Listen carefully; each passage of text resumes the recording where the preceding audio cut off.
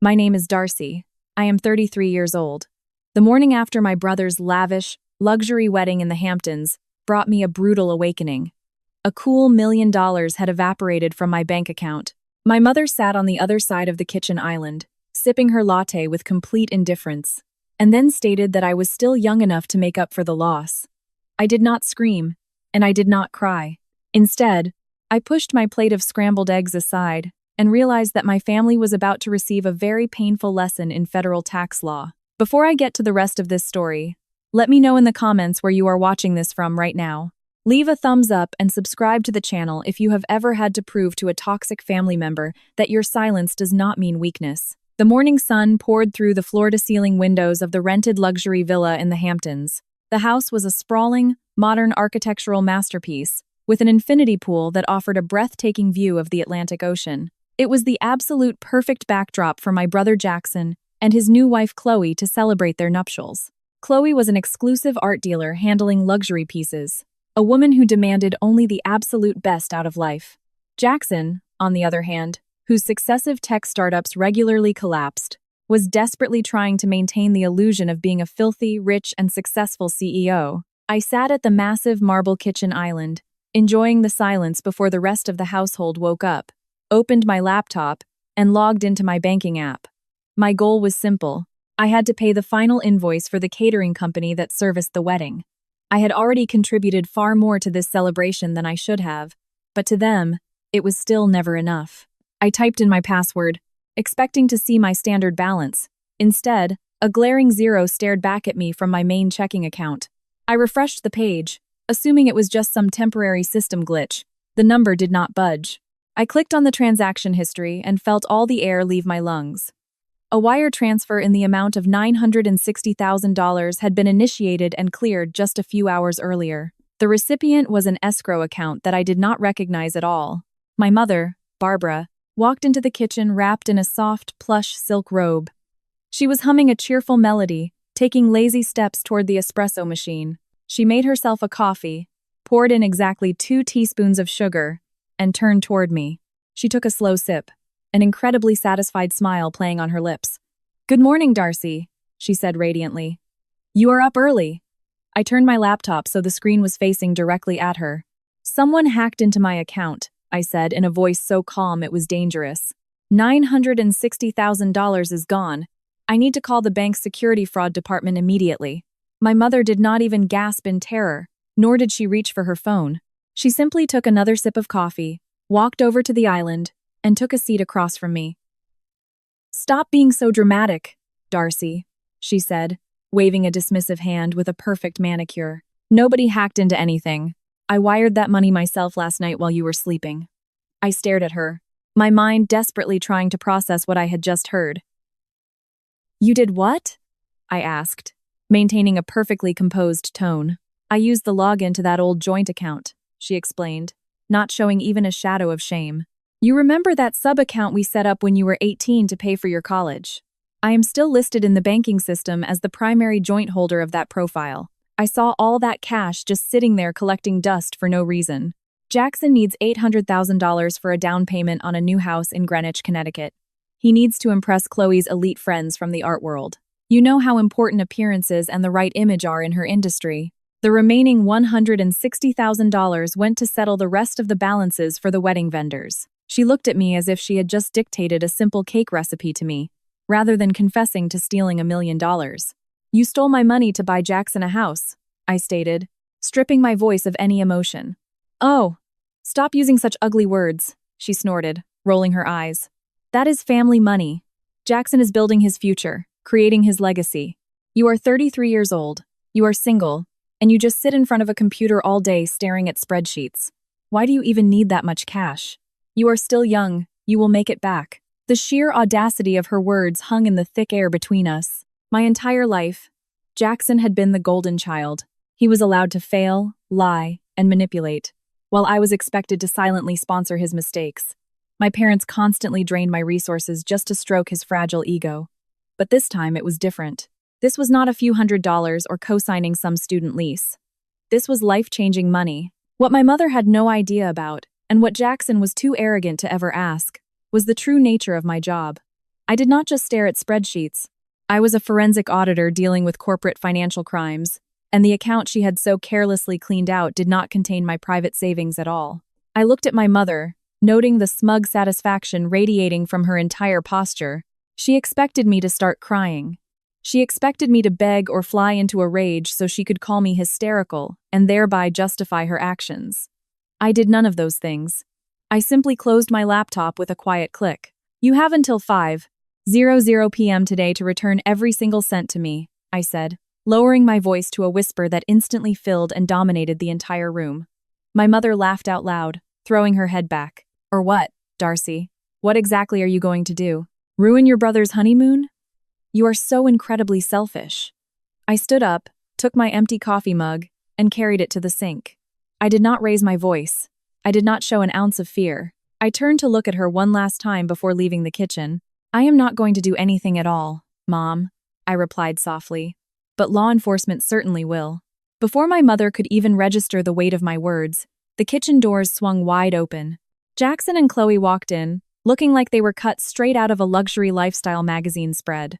They were literally beaming with their post-wedding bliss. Jackson wore a crisp linen shirt, unbuttoned just enough to show off his tan, and Chloe looked flawless in a silk resort set that probably cost more than my first car. But what immediately caught my eye was the heavy, gleaming metal resting on both of their wrists. Matching, massive, solid gold Rolex watches. "Well, look who it is. Good morning to the early birds," Jackson announced, walking over to kiss our mother on the cheek. He did not even look at me. "Mom, that catering was amazing." The caviar buffet was an absolute hit with Chloe's clients. Chloe practically glided toward the espresso machine, sweeping a look of practiced, cool superiority over me. I was wearing my standard travel outfit, a simple, tailored navy suit I had bought at a regular department store years ago. It was practical, professional, and completely invisible to someone who lived and breathed exclusive luxury fashion. "Darcy, are you in a suit already?" Chloe sighed, her voice dripping with fake pity. "We are in the Hamptons. It is the day after my wedding. You really need to learn how to tear yourself away from your spreadsheets and start living a little. You cannot take all those hoarded pennies to the grave. Stop hoarding your cash and buy yourself something nice for once in your life. Maybe hire a personal stylist." I looked at the heavy gold watch sliding down her wrist as she reached for a coffee mug. I wondered exactly how much of my client's corporate tax reserves went into financing that specific piece of jewelry. "I am afraid my budget is a bit tight this morning, Chloe," I replied smoothly. "And that is because your husband and my mother decided to clean out my bank account while I was sleeping." Jackson let out a loud, irritated groan, leaning his back against the marble counter. "Oh, come on, Darcy. Are we really doing this right now? Mom told me she was going to move some funds around. It is a family account. I had to lock down that house in Greenwich before another buyer snatched it from right under our noses. You know my startup is closing a massive funding round next month. I will pay you back with interest. Stop being so dramatic." He waved his hand in the exact same manner as my mother, completely dismissing the fact that he had just committed grand larceny. He truly believed that because he was the golden child, the rules of the real world simply did not apply to him. "There is no funding round," I said, looking him dead in the eye. "You stopped paying your last 3 business loans, and that was not a family account. I demand that the $960,000 be returned to my account by 5:00 p.m. today. If those funds are not there, I will not be the one coming for you." Before Jackson could invent another lie to defend his failing business, the sound of heavy footsteps came from the hallway. My father, Thomas, marched into the kitchen. He had clearly heard the end of our conversation, and his face was purple with rage. He did not ask what was going on. He did not ask for my version of events. He immediately went on the offensive to protect his only son. My father slammed his fist onto the marble island. The coffee cups jumped and clattered. "That is enough," he roared, pointing his thick finger right in my face. "You are not going to stand here and harass your brother during his honeymoon. Jackson just got married. He is building a future for this family, and all you can do is count other people's money and complain." I did not flinch. I did not blink. I just looked at the man who was supposed to protect me, watching him fiercely defend the son who had just brazenly robbed me. "I am not complaining, Dad," I replied in an even tone. "I am giving him a deadline." My father twisted his face into a mocking sneer, moving mere inches from mine. "Listen to me very carefully right now, Darcy. If you ruin this weekend, If you dare to issue one more threat about this money, I will call my attorney on Monday morning and completely disinherit you from my will. You will not see a single red cent of my estate. Do you understand me? That threat was supposed to break me. It was his ultimate weapon, the one he used to control me my entire life. But looking at Jackson's smug little smile and the furious faces of my parents, I felt absolutely nothing.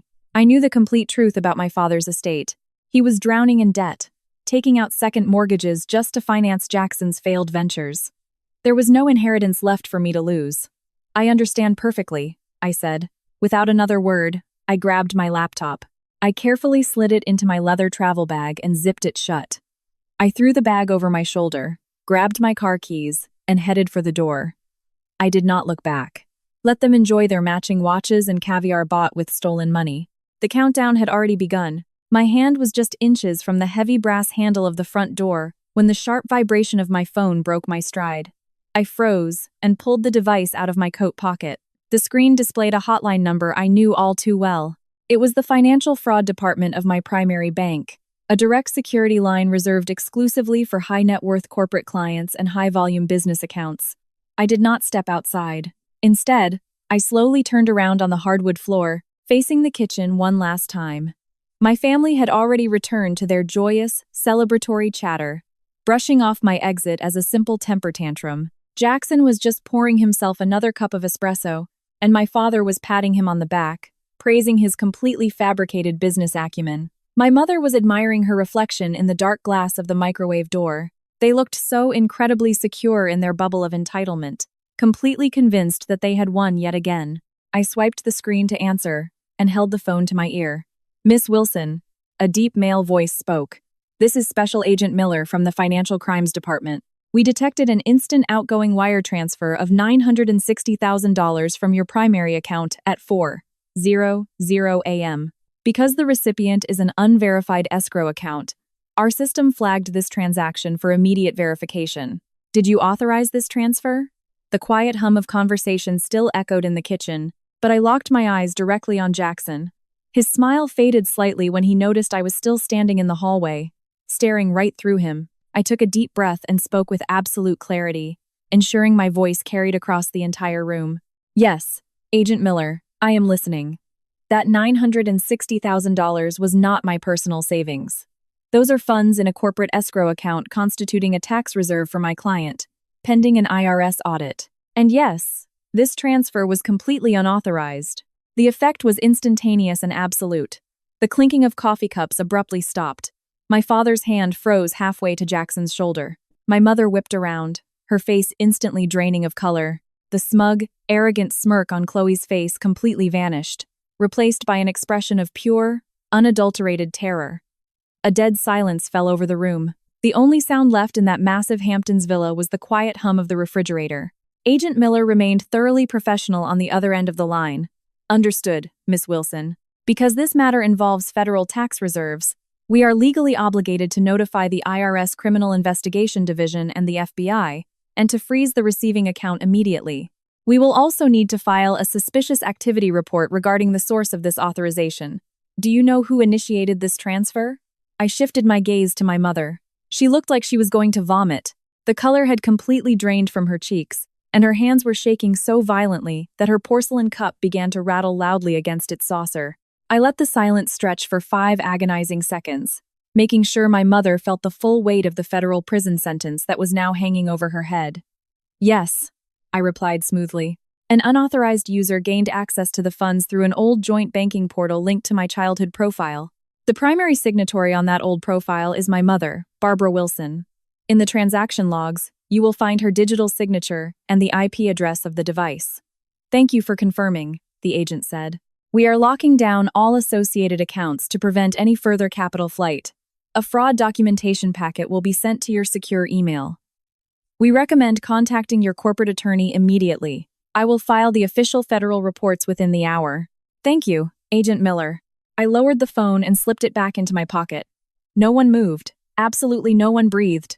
The air in the kitchen suddenly grew thick with panic. Jackson swallowed hard, and his facade of wealth began to crumble. He knew enough about business to understand the full gravity of those words. Chloe, a woman who built her entire career on assessing the legal provenance of art pieces, immediately calculated the catastrophic damage this would do to her reputation.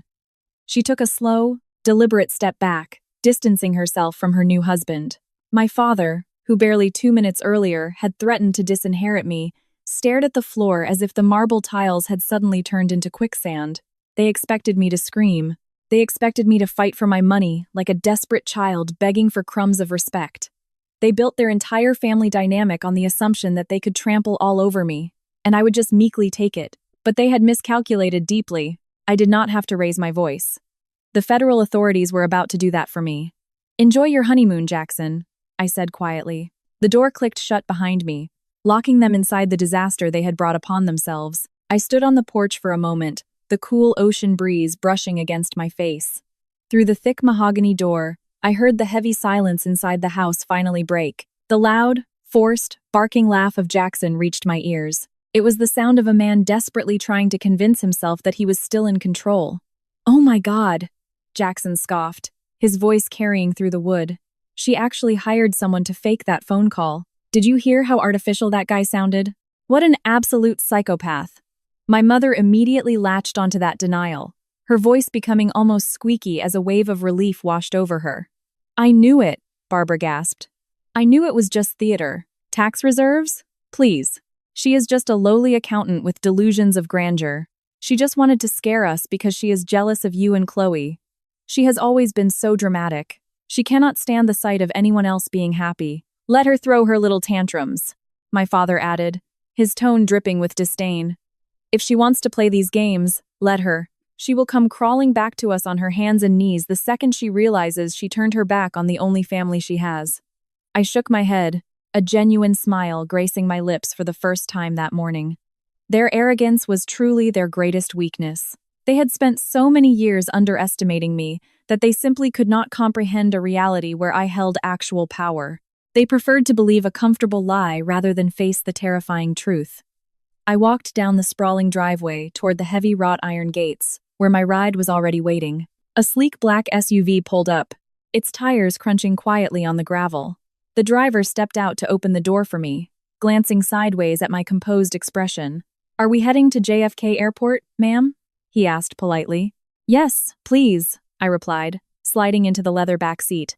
"And I am in a bit of a hurry." As the car pulled away from the Hamptons villa, leaving my family in their delusions, I unzipped my travel bag and took out my laptop. I connected to my secure mobile hotspot and opened my main financial dashboard. For years, I had quietly operated as the financial safety net for my family. I co-signed their loans to guarantee them better interest rates. I kept active emergency credit cards, issued in my name, dedicated to their unexpected expenses. I subsidized their lavish lifestyle under the guise of being a supportive daughter. That support ended today. I navigated to the first account on the list. It was a high-limit platinum credit card I had given my father 3 years ago for medical emergencies. I pulled up the transaction history and immediately spotted recent charges for golf equipment and luxury cigars. With one click, I suspended the account and reported the card as lost or stolen. Next in line was the lease on Jackson's luxury sports car. I was the primary guarantor on that contract. Due to 2 recently missed payments, the bank had already sent collection notices to my profile. I authorized the bank to immediately initiate repossession procedures and seize the vehicle due to a breach of contract terms. Finally, I opened my mother's revolving line of credit profile. She used it exclusively to maintain her status at the local country club, charging it with expensive lunches and spa treatments. I completely revoked her status as an authorized user, permanently closing the credit line.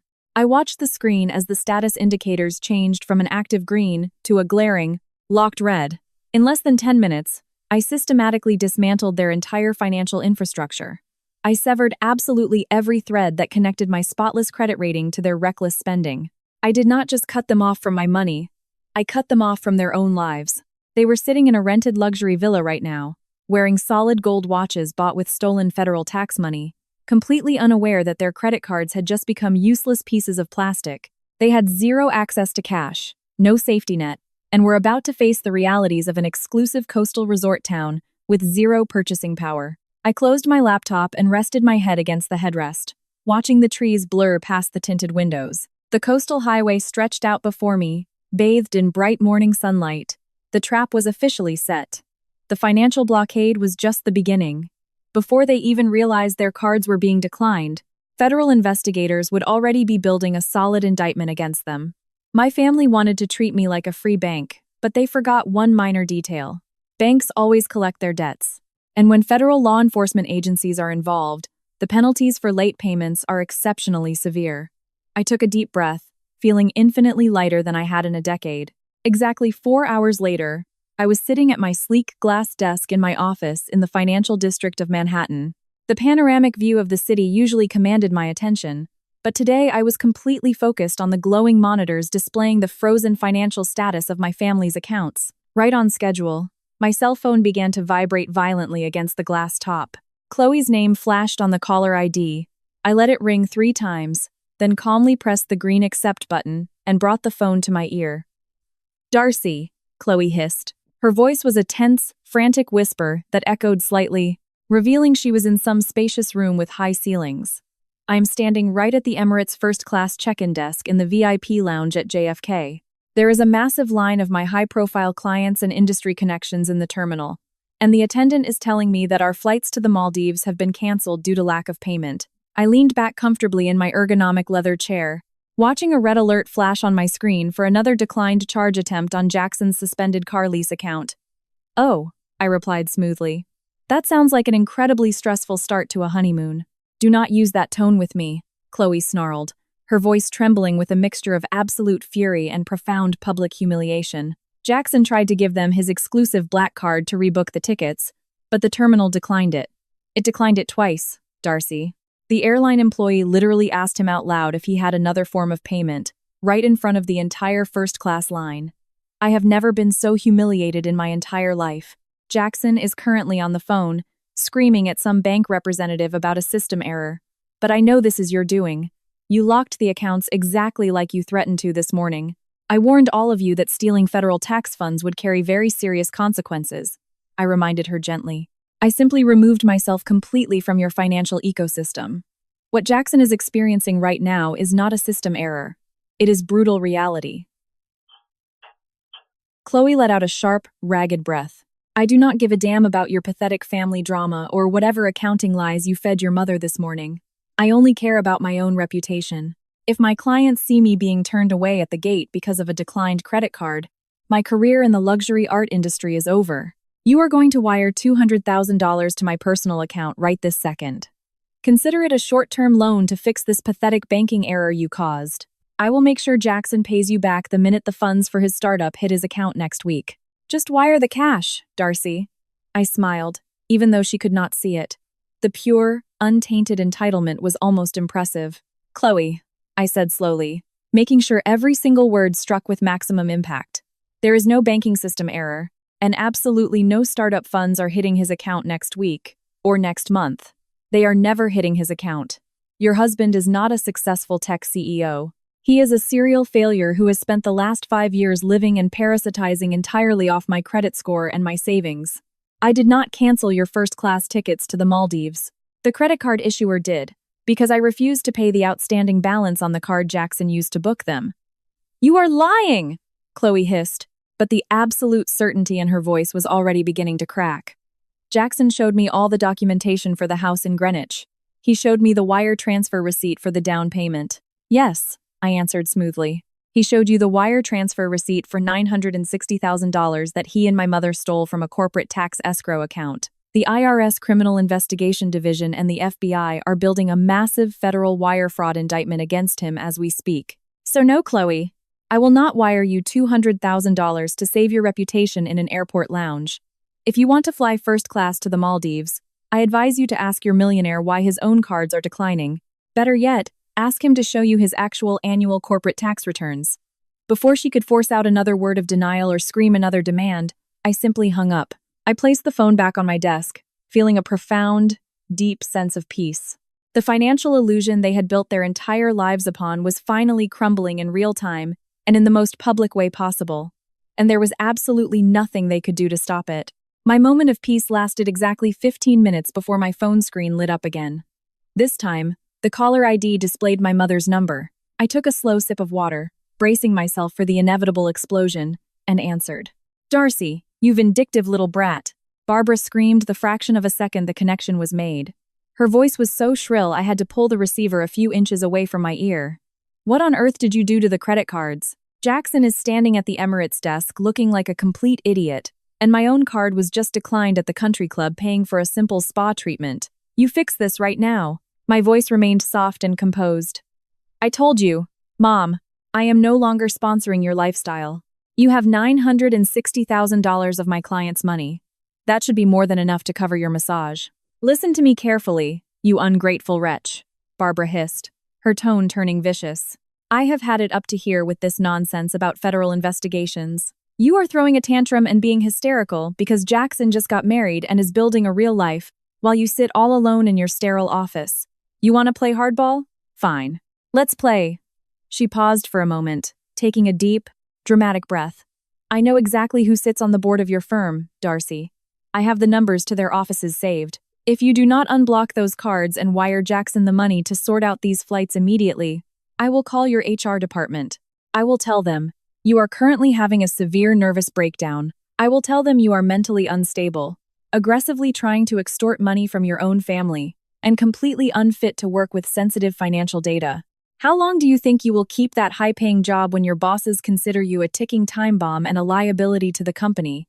It was the ultimate toxic parent maneuver. Whenever she could no longer control me with guilt, she resorted to threatening to destroy my livelihood. A few years ago, a threat like that would have sent me into a blind panic. I would have surrendered immediately, terrified by the prospect of losing the career I had worked so hard for.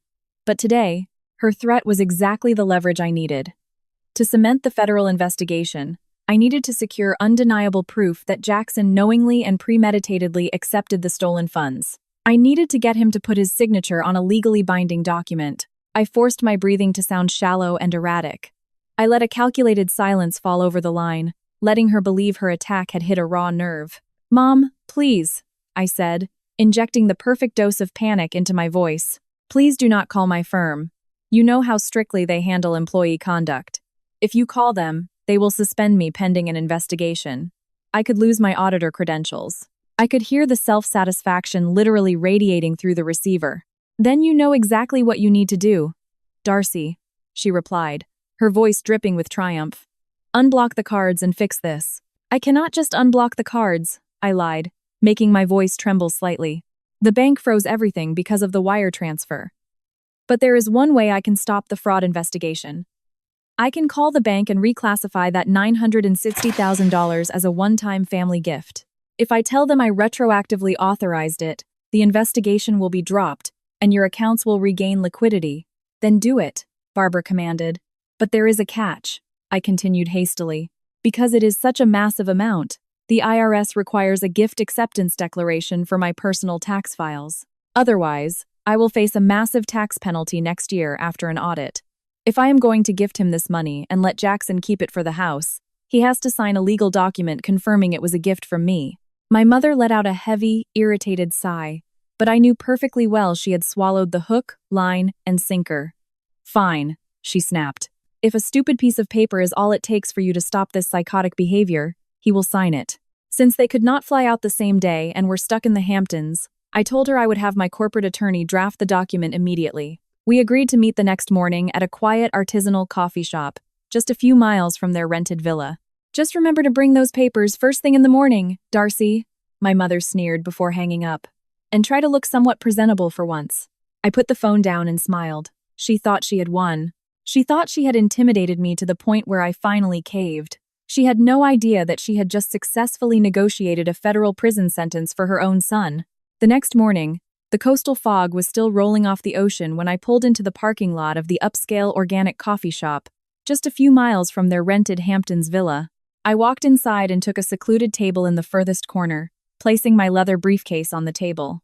Inside that briefcase was a single sheet of paper that my corporate attorney had pored over until midnight, perfecting its phrasing. The document was disguised as a standard tax waiver form, but the legal jargon, cleverly hidden in the second paragraph, constituted a full, undeniable declaration of knowingly accepting the funds. This document was the proverbial final nail in his coffin. In financial crime prosecutions, proving intent is always the hardest stage for the prosecution. By putting his signature on it, Jackson was legally admitting that he knew exactly how much money was taken and that he was the sole beneficiary of the illegal transfer. 10 minutes later, the bell above the door jingled, and my mother walked into the cafe, with Jackson following closely behind her. They looked exhausted after a night full of declined credit cards and airport humiliations, but they still managed to project an aura of absolute superiority. Jackson was wearing designer sunglasses, which he slowly slid down his nose as soon as he spotted me. He walked confidently across the room and slid into the seat across from me, ostentatiously stretching his legs out. My mother sat right next to him, crossing her arms and shooting me a look of pure triumph. "Go get me a double espresso, Darcy," Jackson ordered, snapping his fingers in my direction like I was a waitress. "And get Mom a latte. We barely slept at all last night, dealing with that ridiculous bank freeze you pulled on us." I did not flinch. I just looked at him, maintaining a completely neutral expression. "I did not come here to serve you coffee, Jackson," I said quietly. "I am here to get you to sign the papers so I can call the bank and reverse the fraud alert." Jackson rolled his eyes and let out a dramatic sigh. "You always have to be so uptight," he complained, leaning forward and resting his elbows on the table. "You know, you really ruined the whole vibe of my wedding weekend. Chloe is still furious about the airport. You are incredibly lucky we are even giving you a chance to fix this mistake. Most families would have just cut you off completely after a stunt like the one you pulled on us." The sheer delusion required for him to threaten me with abandonment while actively harboring $960,000 of stolen money was staggering.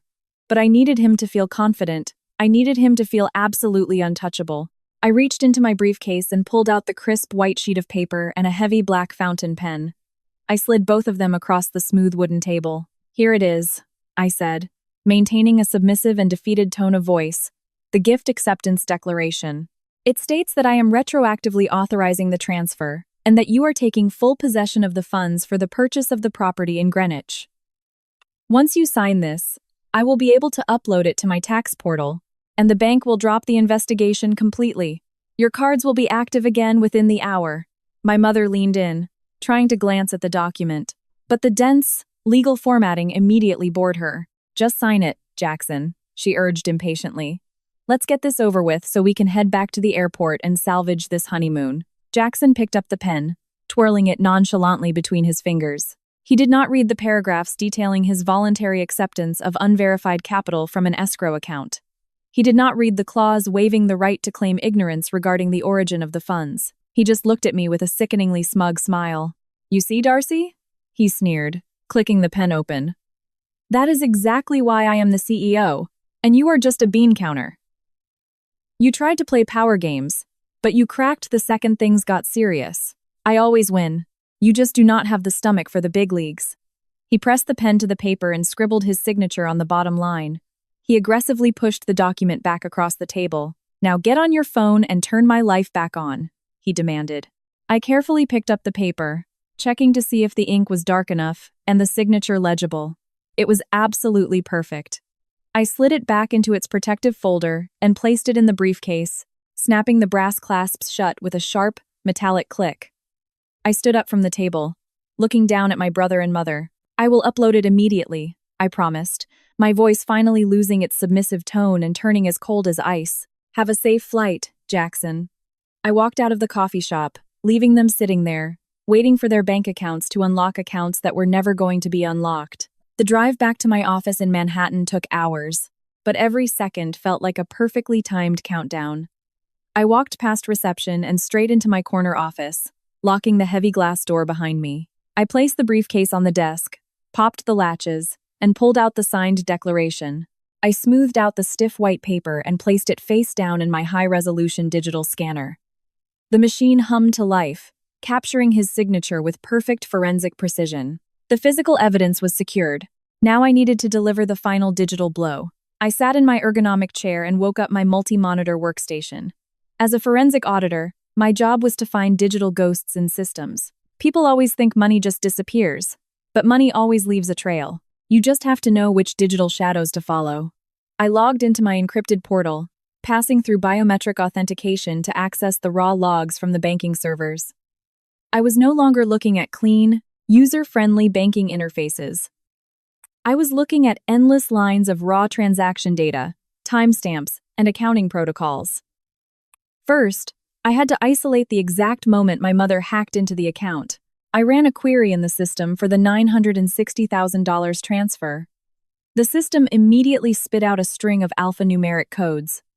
I highlighted the authorization sequences. My mother had used her old login credentials to access the joint profile. But to authorize a transfer of that magnitude, she had to bypass an additional security alert. She digitally forged my electronic signature. I pulled the IP address assigned to that specific login attempt. Executing a geolocation trace on that data took me barely 30 seconds. The signal pinged off a cell tower located directly over the Hamptons coastline. I cross-referenced the device registry. It was a perfect match for my mother's personal iPad. She had stolen almost $1 million while sitting on a terrace overlooking the ocean. I exported the geolocation map, the device ID number, and the forged authorization logs into a secure master file. The identity theft charge was now mathematically undeniable. Next, I had to track the money itself. Federal funds do not just move. They echo loudly. I extracted the bank routing numbers from the wire transfer. The money had jumped from my corporate escrow account to a regional clearinghouse in New York, before finally settling in an unverified third-party deposit account. I ran a background check on that deposit account and smiled grimly. It belonged to a shell company set up by the real estate broker in Greenwich. By funneling federal tax reserves through a web of affiliated LLCs to buy property, they had elevated simple theft to massive-scale money laundering. I watched the data flow across my monitors, building a web of undeniable guilt. Jackson thought his signature was just a formality to outsmart his younger sister.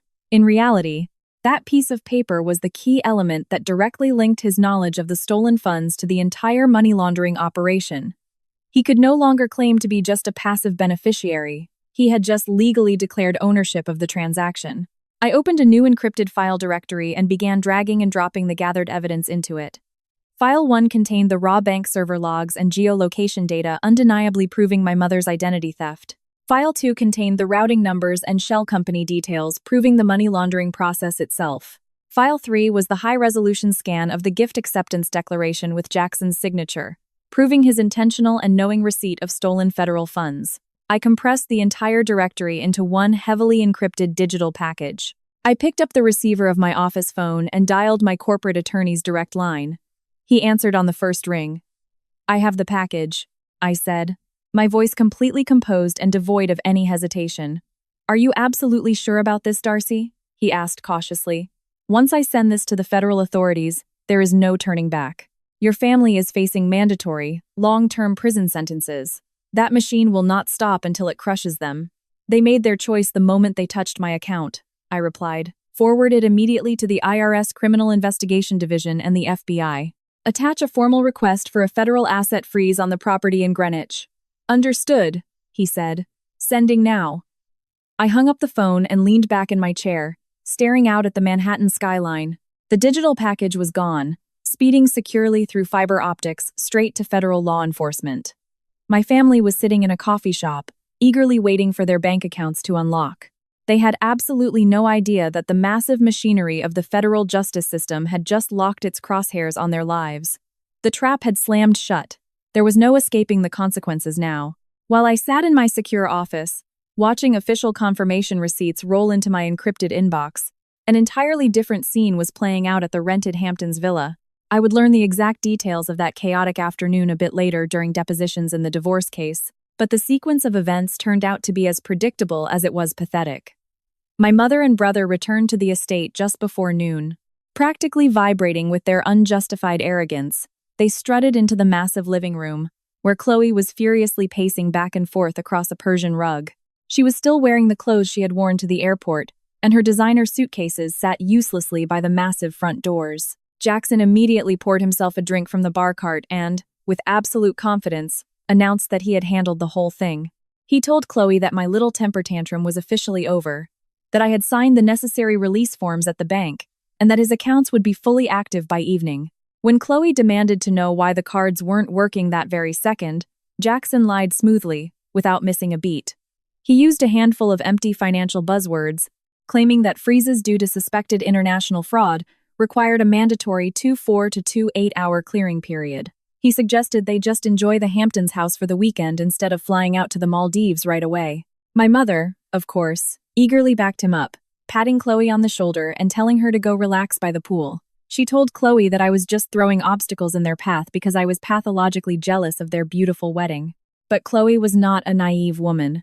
She survived in the cutthroat world of luxury art dealing because she knew exactly how to spot a forgery. She dealt with eccentric millionaires, massive wire transfers, and international financial procedures daily. She knew perfectly well how bank freezes worked, and she also knew that a guy with a net worth valued at $10 million does not get his exclusive black credit card declined at an airport terminal, unless he is fundamentally insolvent. Chloe offered a tight smile. She agreed to go unpack her bags and walked up the stairs to the master's suite, but she didn't unpack her clothes at all. The moment she heard Jackson step out onto the stone terrace and splash into the infinity pool, her survival instincts kicked into overdrive. She walked straight to his expensive leather travel bag lying at the foot of the massive king-size bed. Jackson was notorious for being a terrible mess with paperwork.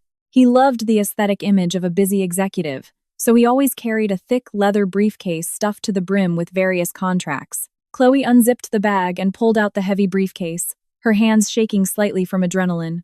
She ignored the glossy investor pitch decks for his supposed tech startup and bypassed the printed mood boards for the Greenwich house renovations. She was looking for hard numbers. She flipped to the very back of the folder and found exactly what she needed. It was the official settlement statement from the escrow company and the attorney handling the real estate purchase. As a top-tier broker, Chloe read complex transaction documents with the same ease normal people read a restaurant menu. Her manicured finger traced down the itemized list of buyer credits until it reached the line detailing the earnest money deposit and the primary down payment. The indicated amount was exactly $960,000. But the source account name attached to the wire routing number did not read Jackson Corporate LLC. It didn't say Apex Tech Solutions or any other fictitious company named Jackson had boasted about during their 6-month engagement. The source account name, printed clearly in black ink, read, Darcy Wilson, escrow account, corporate tax reserves. Chloe stared at the document, her heart pounding so hard she could feel it in her throat. The pieces of the puzzle aggressively snapped into place in her mind, forming a terrifying and undeniable picture. She remembered my exact words from the airport lounge. I had told her Jackson was a serial failure, living entirely off my credit score. I had told her the flights were canceled because I refused to pay his past due debts. And most damning of all, I had told her that the down payment for their dream home was stolen directly from a federal corporate tax escrow account. She looked down at the heavy gold watch on her wrist and suddenly felt sick with fear. She looked around the lavish rented bedroom, realizing that none of this belonged to them. It was all a complete sham. Jackson was not some tech genius experiencing temporary liquidity issues. He was a broke, desperate fraudster who had hijacked his sister's corporate bank account to buy his way into her elite social circle. And his mother had actively helped him do it. A wave of absolute panic washed over her as she realized the catastrophic legal consequences. If my warning about the FBI and IRS was real, she was now legally married to a man who had just committed a massive federal financial crime. Chloe carefully slipped the settlement statement back into the leather briefcase and zipped the bag exactly as she had found it. She walked into the ensuite bathroom, locked the heavy wooden door, and stared at her pale reflection in the mirror. She didn't cry. She didn't scream. Instead, she pulled out her phone and started searching for the best white-collar defense attorneys in the country. Exactly 1 month had passed since that fateful afternoon in the Hamptons bathroom. You might wonder why Chloe didn't just pack her bags and flee the second she discovered her husband was a federally wanted financial criminal. But you have to understand the psychology of a woman whose entire career relied on public image. If she had filed for an emergency annulment just days after a lavish wedding, her elite clients would have immediately smelled blood in the water. She needed a bulletproof legal strategy to definitively sever herself from Jackson's looming indictment. Her attorney advised her to maintain the illusion of a happy marriage until federal authorities made their official, final move. So Chloe swallowed her panic and played her part to absolute perfection. Which brings us to a crisp Saturday evening in Greenwich, Connecticut. Jackson and Chloe were throwing a massive housewarming party in the $6 million mansion that my mother and brother had illegally purchased with stolen corporate tax money. The sheer audacity of the event was staggering. As I drove my car onto the quiet suburban street, the glow of string lights illuminated the massive modern estate. Private valets buzzed about, parking imported luxury cars along the curb. I could hear the elegant sounds of a live string quartet drifting through the open windows, mixing with the constant clinking of crystal champagne flutes. Inside the house, The atmosphere dripped with suffocating luxury. The sprawling living room was absolutely packed with Chloe's wealthy clients, eccentric art gallery owners, and affluent private collectors. Waiters in immaculate black uniforms circulated with silver trays, serving imported caviar and delicate truffle tarts. Chloe floated through the crowd in a stunning, emerald green evening gown. She smiled warmly, laughed at stiff jokes, kissed cheeks in greeting, and smoothly made introductions. To the untrained eye, she looked like the walking embodiment of success. But I knew the truth. Beneath that layer of flawless makeup hid a woman teetering on the very edge of the abyss. Every time a car door slammed outside, her eyes frantically darted toward the entrance, terrified that the authorities had finally come for them. Jackson, on the other hand, remained completely oblivious to his rapidly approaching doom.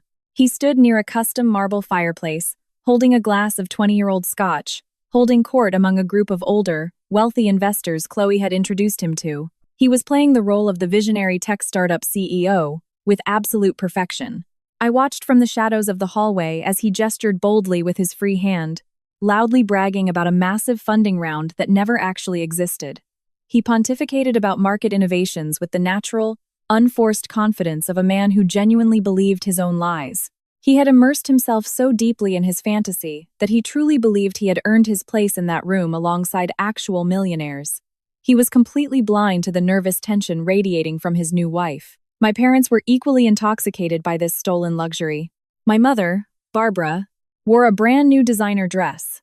Holding a glass of expensive reserve wine, she laughed loudly with Chloe's sophisticated friends. She eagerly pointed out the home's custom architectural details, taking full credit for raising such a fiercely ambitious son. She told anyone who would listen how incredibly proud she was of Jackson's tech empire, completely erasing the fact that she had personally forged a digital signature to steal the money financing this entire farce. My father, Thomas, stood outside by the fire pit, smoking a luxury Cuban cigar and acting like the powerful patriarch of a modern dynasty. He looked incredibly proud, fully convinced that his massive gamble on his beloved golden child had finally paid off. They had built themselves a beautiful, shining castle out of stolen federal funds, and tonight was supposed to be their grand coronation. The whole family was practically drunk on the illusion of belonging to high society. They had completely forgotten the severe warning I gave them exactly a month ago. They assumed that because my bank accounts miraculously regained liquidity and the police hadn't knocked on their door immediately, my threats were just empty words. They thought they had outsmarted the system. They were convinced they were untouchable and above the law. I stood alone in the grand foyer, adjusting the cuffs of my sharp, perfectly tailored charcoal designer suit. I was not invited to this magnificent celebration of grand larceny. My mother had explicitly told me I was banned from the property so I wouldn't ruin their aesthetic with my boring corporate energy. But I didn't come here to drink their champagne or eat their caviar. I came here to witness the grand finale with my own eyes. I took a deep breath, letting the cool evening air fill my lungs, before I stepped out of the shadows and walked directly into the center of their glittering, fake world. The heavy, custom-made oak doors were wide open to let the cool evening breeze circulate through the massive estate. I crossed the threshold and walked straight into the grand foyer. My entire adult life, my family had mocked my wardrobe. They called my practical business clothes cheap and depressing. They assumed I dressed modestly because I was a failure who couldn't afford a taste of luxury. But tonight, I was not wearing off-the-rack department store clothes. I was wearing a bespoke charcoal designer suit, tailored perfectly to my measurements. Beneath the structured blazer, I wore a crisp white silk blouse. My hair was sleek and professionally styled, and my entire posture remained completely unyielding. I looked exactly like what I actually was, a highly successful corporate forensic auditor preparing to dismantle a white-collar criminal. The hall was illuminated by a massive crystal chandelier that cast refracted, fractured light onto the polished marble floors. As I stood there, absorbing the sheer scale of this stolen property, I noticed my father breaking away from a group of men standing by the bar inside the living room. Thomas spotted me, his face instantly contorted from the image of a jovial, proud patriarch into a mask of pure, venomous panic. He hastily excused himself from his conversation and marched briskly toward the entrance. The echo of his heavy footsteps bounced slightly, cutting through even the sounds of the string quartet playing in the adjacent room. Before I could step deeper into the house, he blocked my path. He moved with an aggressive, frantic energy, physically planting his bulky frame directly in my way, cutting off my access to the main living room. He reached out and clamped his thick hand onto my forearm. His fingers dug painfully into the expensive fabric of my blazer sleeve. "What the hell are you doing here, Darcy?" he hissed, his voice a sharp, frantic whisper. His eyes darted nervously over my shoulder to ensure none of the wealthy guests were watching us. "I told your mother to make sure you stayed away from this house. You are not invited. You are just trash trying to ruin an elegant celebration." I looked down at his hand, gripping my arm, and then I looked straight into his furious eyes. I didn't take a step back, and I didn't apologize. I simply stood my ground, letting the absolute silence of my reaction deeply unsettle him.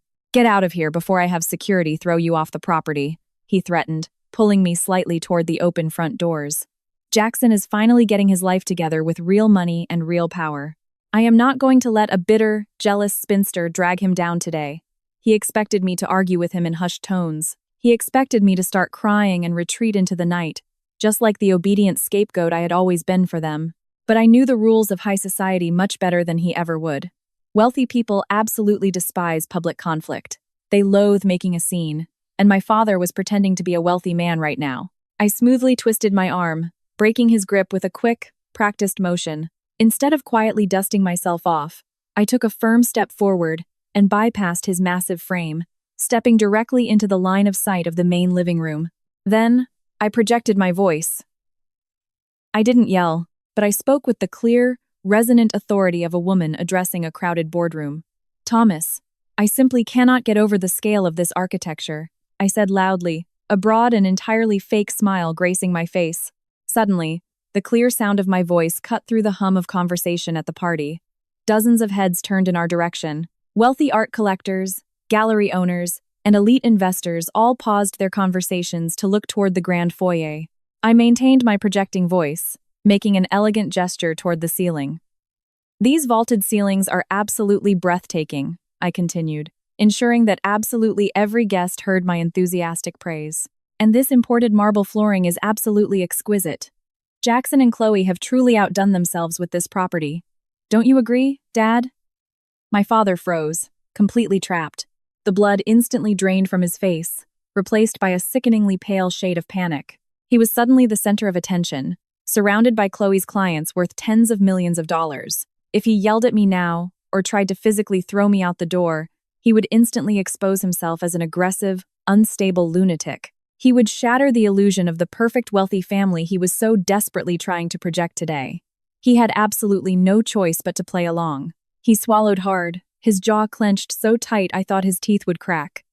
"Yes," he mumbled, forcing a strained, unnatural smile for the observing audience. "Yes, it is a beautiful house, Darcy." I beamed at him, acknowledging his ultimate defeat. "Thank you so much for such a warm welcome," I said, my tone dripping with polite sarcasm. "And now, I think I will go congratulate the lovely newlyweds." I left him standing there, paralyzed by his own social anxiety, and smoothly stepped into the very heart of the grand reception. The guests quickly returned to their drinks and conversations, completely unaware of the brutal psychological battle that had just played out.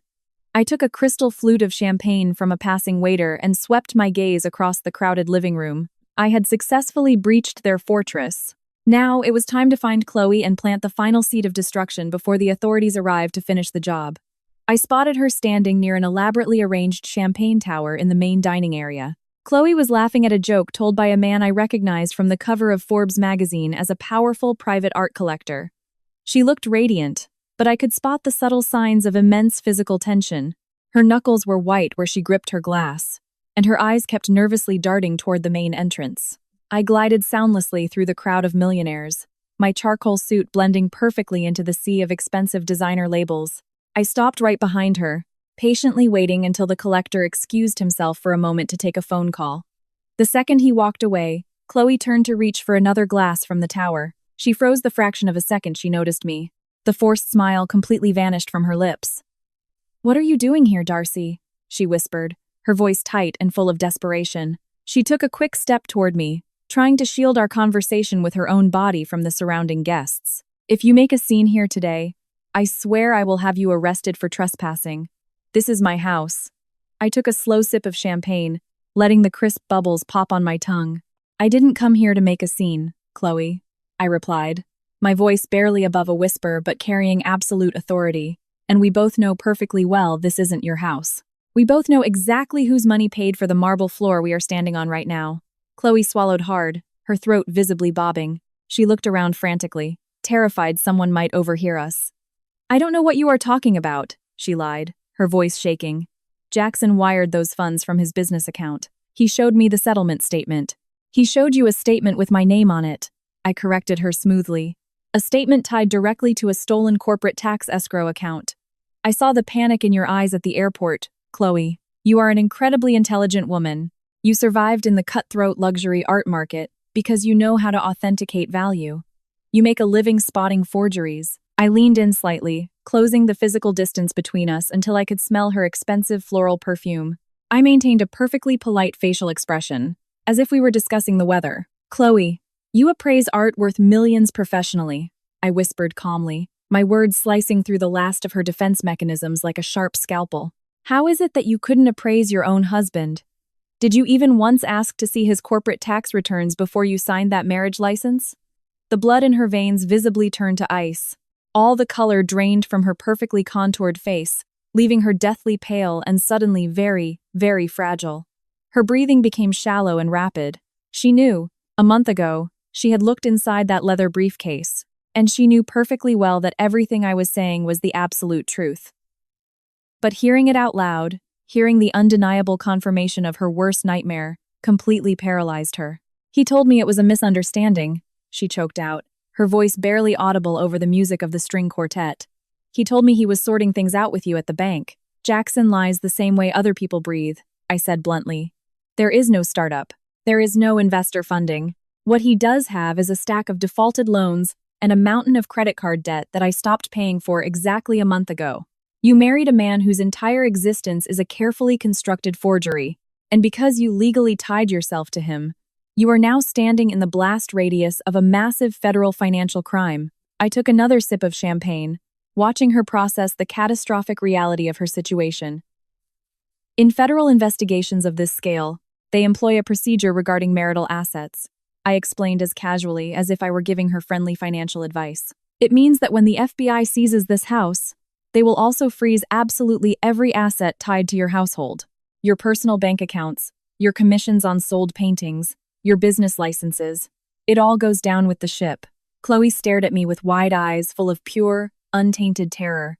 She looked like she was going to faint and crash right into the champagne tower. I reached out and gently patted her arm in a gesture of fake sympathy for our observing audience. "If I were you, Chloe, I'd stop pouring champagne and start looking for his real financial documents," I suggested quietly. "You probably want to know exactly how many years in prison you are facing as an accessory." I took a step back, flashing her a polite smile. I turned and blended back into the crowd of oblivious wealthy guests. I left her standing there, vibrating with absolute panic, with the seed of ultimate destruction firmly planted in her mind. Chloe didn't stay by the champagne tower a second longer. The elegant facade she had worked so hard to maintain all evening completely shattered the moment I disappeared into the crowded room. She placed her crystal flute on a passing waiter's silver tray with a loud clink and practically broke into a run toward the grand staircase. She pushed past a group of elite gallery owners, throwing out a quick, breathless excuse about needing to check on the catering. Her heart was hammering violently against her ribs. She reached the second floor and hurried down the long, carpeted hallway toward the master suite wing. At the very end of the corridor was Jackson's private home office. He had insisted on installing solid mahogany doors and a heavy deadbolt lock on this room, claiming his startup required maximum corporate security. He always kept it locked. But a week earlier, Chloe had seen him drop a spare brass key into a decorative porcelain vase on the hallway console table. She reached into the vase, her fingers blindly scraping the bottom until she finally felt the cold metal. She pulled the key out, slid it into the lock, and turned it with a sharp click. She slipped into the dark room, instantly locking the door behind her. She didn't turn on the main chandelier, terrified someone outside might see the light spilling under the doorframe. Instead, she switched on a small brass banker's lamp sitting on the oak desk. The desk was staged to look like a visionary's workspace, but Chloe bypassed the computer, knowing full well Jackson would have secured his digital files with a complex password. She went straight to the heavy wooden filing cabinet tucked under the desk. She pulled the handle of the top drawer. It was stuffed to the brim with disorganized folders. She grabbed the first thick stack of documents and threw it onto the desk. Her perfectly manicured hands quickly flipped through the papers. These weren't stock certificates or preliminary term sheets with investment funds. They were final pre-litigation notices. There was a demand for payment and lease termination for his luxury sports car. There was a threatening letter from a high-interest private lending firm demanding immediate repayment of a $200,000 personal loan. There were stacks of credit card statements showing accounts completely maxed out and months past due. Every single piece of paper was a testament to his total, absolute financial ruin. There was not an ounce of proof that a tech empire existed. Chloe felt a cold sweat break out on the back of her neck. She pushed the collection letters aside and reached deeper into the bottom drawer. Hidden beneath a ream of blank printer paper was a heavy cream envelope with an official government seal printed in the corner. The return address belonged to the IRS Criminal Investigation Division. Her hands shook violently as she pulled the letter from the envelope. It wasn't addressed to Jackson. It was an official notice of a federal investigation, addressed directly to my corporate firm, referencing the exact same escrow account I had mentioned downstairs. The document detailed a massive, unauthorized outgoing wire transfer of $960,000. The letter included a stark warning that any assets purchased with the stolen funds would be subject to immediate federal asset forfeiture and seizure. Chloe dropped the letter onto the leather desk pad. The printed words blurred together as tears of absolute panic welled in her eyes. I hadn't lied just to scare her. Every terrifying thing I had whispered to her was fully documented truth. The beautiful $6 million house where she was currently hosting a party was, in fact, a federal crime scene. The luxury cars, the designer clothes, the caviar catering, all of it was bought with stolen government money. She gripped the edge of the heavy oak desk, trying to steady her trembling legs. She was a respected art dealer. She had spent a decade building an impeccable reputation. Now she was legally tethered to a sinking ship. She had signed a marriage certificate, tying her assets and her future to a man headed straight for a federal prison cell. When the authorities raided this house, they wouldn't care that she lived in ignorance of his crimes. They would freeze her bank accounts, confiscate her business licenses, and drag her name through the mud on national television. Chloe looked at the glowing green numbers on the digital desk clock. Her house was full of millionaires, drinking champagne, and her entire life was already completely over. She had to find a way to cut herself off from Jackson before the flashing red and blue lights of police cruisers showed up in the driveway. She shoved the documents back, locked the cabinet, and turned off the brass lamp. Survival was now the only thing that mattered to her. Chloe stepped out of the dark office and quietly pulled the heavy mahogany door shut behind her. Her hands were still trembling, but the paralyzing fear had completely morphed into a blinding, white-hot rage. She marched briskly down the carpeted hallway toward the grand staircase. Halfway there, she ran right into Jackson. He was walking up the stairs with an empty crystal glass in his hand, smelling of expensive scotch and cheap cologne. "Hey, honey," he said casually, flashing that perfect, practiced smile of his. "People downstairs are asking for you. The catering staff wants to know if they should bring out the dessert trays yet." Chloe grabbed him by the lapels of his custom-tailored blazer and shoved him with all her might against the hallway wall. The dull thud of his back hitting the drywall was drowned out by the loud music coming from the living room. Jackson's smile instantly vanished, replaced by a look of genuine shock. "What is wrong with you?" he hissed, trying to pry her manicured hands off his suit. "You are going to wrinkle my jacket." "I saw the file," Chloe whispered, her voice trembling with a mixture of absolute disgust and pure fury.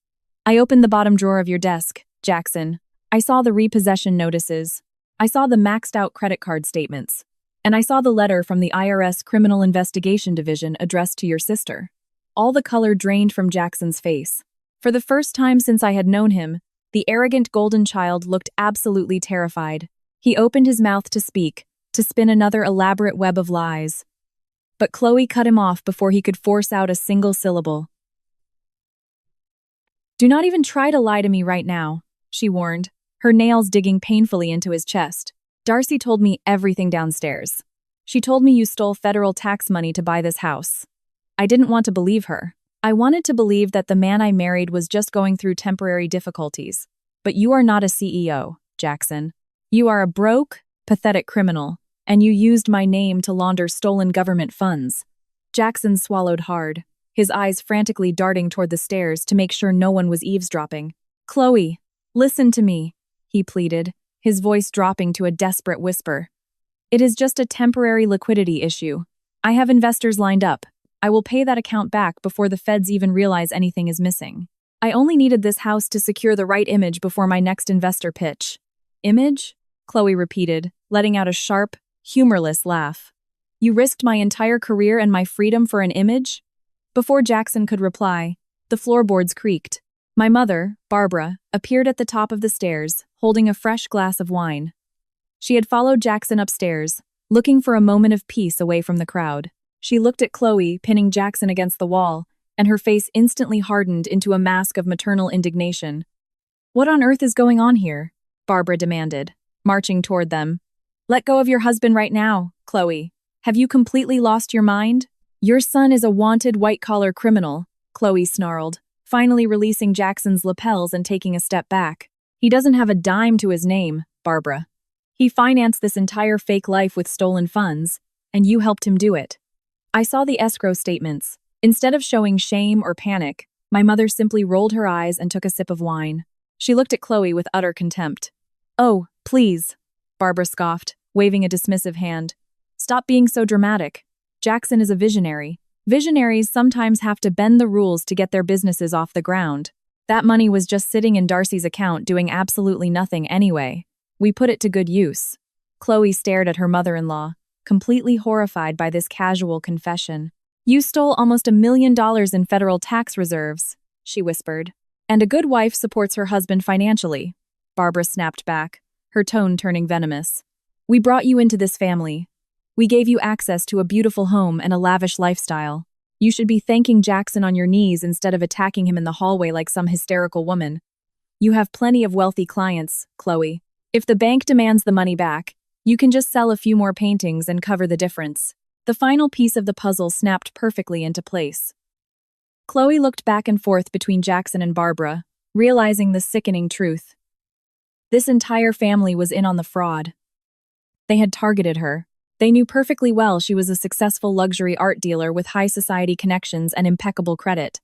They didn't want her to be part of their family. They wanted her to be their new financial safety net once Darcy's accounts ran dry. She was the perfect mark for them. I am leaving, Chloe said, her voice suddenly completely hollow. I am going to walk down those stairs right now, call my attorney, and file for an immediate annulment. And then I am going straight to the police. I am not going down with you. She turned on her heel and took a step toward the stairs. But Jackson was faster. Panic completely dominated his features. If Chloe walked out of this house today in front of all those wealthy investors, his facade would irreversibly shatter into a million pieces. He lunged forward and grabbed Chloe's arm, his grip desperate and bruising. You are not going anywhere, he hissed, forcefully pulling her back from the stairs. He leaned in, his hot breath brushing her ear. Half of those people downstairs are your clients, Chloe. If you run out of here crying, and the FBI busts in here a minute later, you are going to look exactly as guilty as I do.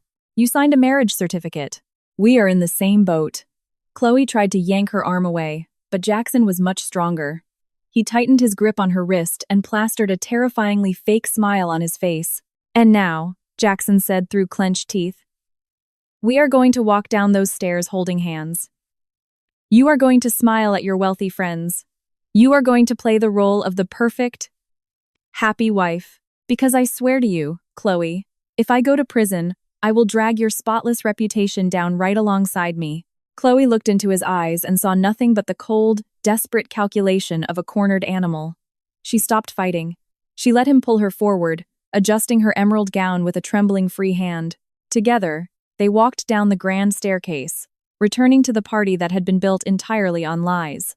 Unaware that real federal law enforcement was already on the way, Jackson and Chloe reappeared at the foot of the grand staircase. Jackson's fingers were gripping Chloe's waist so tightly that in the harsh light of the crystal chandelier, I could see his knuckles turning white. He beckoned a passing waiter and aggressively grabbed a fresh flute of expensive champagne. A heavy layer of nervous sweat glistened on his forehead, and his bespoke blazer looked slightly damp under the arms. He was a cornered man desperately trying to play the role of a king. He raised a silver spoon and struck it sharply against the rim of his crystal glass. The high, ringing chime quickly echoed across the massive living room. The string quartet stopped playing immediately. The room full of millionaires fell completely silent, turning their attention toward the grand staircase. If I could have everyone's attention for a moment, Jackson announced, his voice booming with a forced, artificial confidence. "I would like to personally welcome all of you to our beautiful new home. It has been an absolutely incredible month.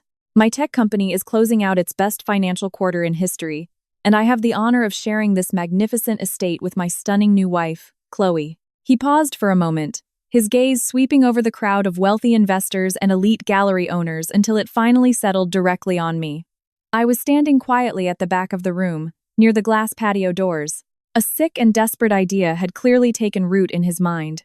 He needed to assert absolute dominance. He needed to publicly explain the origin of the money, just in case Chloe decided to talk to her high society friends later. "You know," Jackson continued, taking a bold step forward and pointing his glass right at me, "building a massive empire requires support. And tonight, I'd like to propose a toast to someone very special standing right over there, my older sister, Darcy." The entire crowd turned to look at me in my sharp, tailored charcoal suit. Jackson smiled broadly, but his eyes were cold and feverish with unspoken panic. "Darcy is our little accountant, a real bean counter," Jackson told the crowd, his tone dripping with heavy, patronizing pity. "She works incredibly long hours in a little cubicle downtown. She rarely goes out. Truth be told, she has always been a bit of a loner who struggles to socialize. But when I told her I was buying this magnificent house in Greenwich for my new wife, Darcy insisted she had to help me." He took a dramatic sip of champagne, letting those insulting words sink in. "She practically cleaned out her entire little savings account to make a generous financial contribution to our down payment. I turned her down, obviously, but she absolutely wouldn't take no for an answer. I suppose when you live such a quiet, lonely life, you just want to feel like a part of something bigger. You want to live vicariously through someone else's massive success. So, thank you, Darcy, my lonely, hardworking sister, for buying yourself a little piece of our dream today." The crowd offered me polite, but highly uncomfortable applause. A few wealthy private art collectors shot me looks of deep pity. They had completely bought into his narrative. They thought I was a sad, aging spinster who had given up her life savings just to buy a tiny scrap of affection from her rich, successful younger brother. My mother, Barbara, beamed with absolute, unfeigned pride. She held her glass of reserve wine high, completely and publicly validating Jackson's humiliating narrative. My father, Thomas, let out a loud, booming chuckle, patting the investor standing next to him on the shoulder. They were absolutely thrilled by my public degradation. It was their ultimate toxic fantasy playing out in real time, putting me in my place while simultaneously elevating the golden child onto a magnificent pedestal. But Chloe wasn't smiling at all. She stood completely frozen next to Jackson, her face ashen and devoid of any signs of life. She looked out at the crowd of her elite clients who were enthusiastically applauding a massive financial crime. Then she looked directly at me. Her eyes were literally screaming in silent terror. She knew that every single word Jackson had just spoken was a catastrophic lie. I did not blush. I did not look away, nor did I lower my head in shame. I stood perfectly still, holding my own glass of champagne. Jackson thought he was humiliating me. He thought this grand speech would force me out the door in tears of defeat. He had absolutely no idea that his arrogant little toast was the greatest gift he could have ever handed a forensic auditor. In his desperate attempt to control the narrative and stroke his own fragile ego, Jackson had just provided dozens of extremely wealthy eyewitnesses with his own verbal confession. He had publicly confirmed receipt of the exact same funds that federal law enforcement agencies were currently tracking.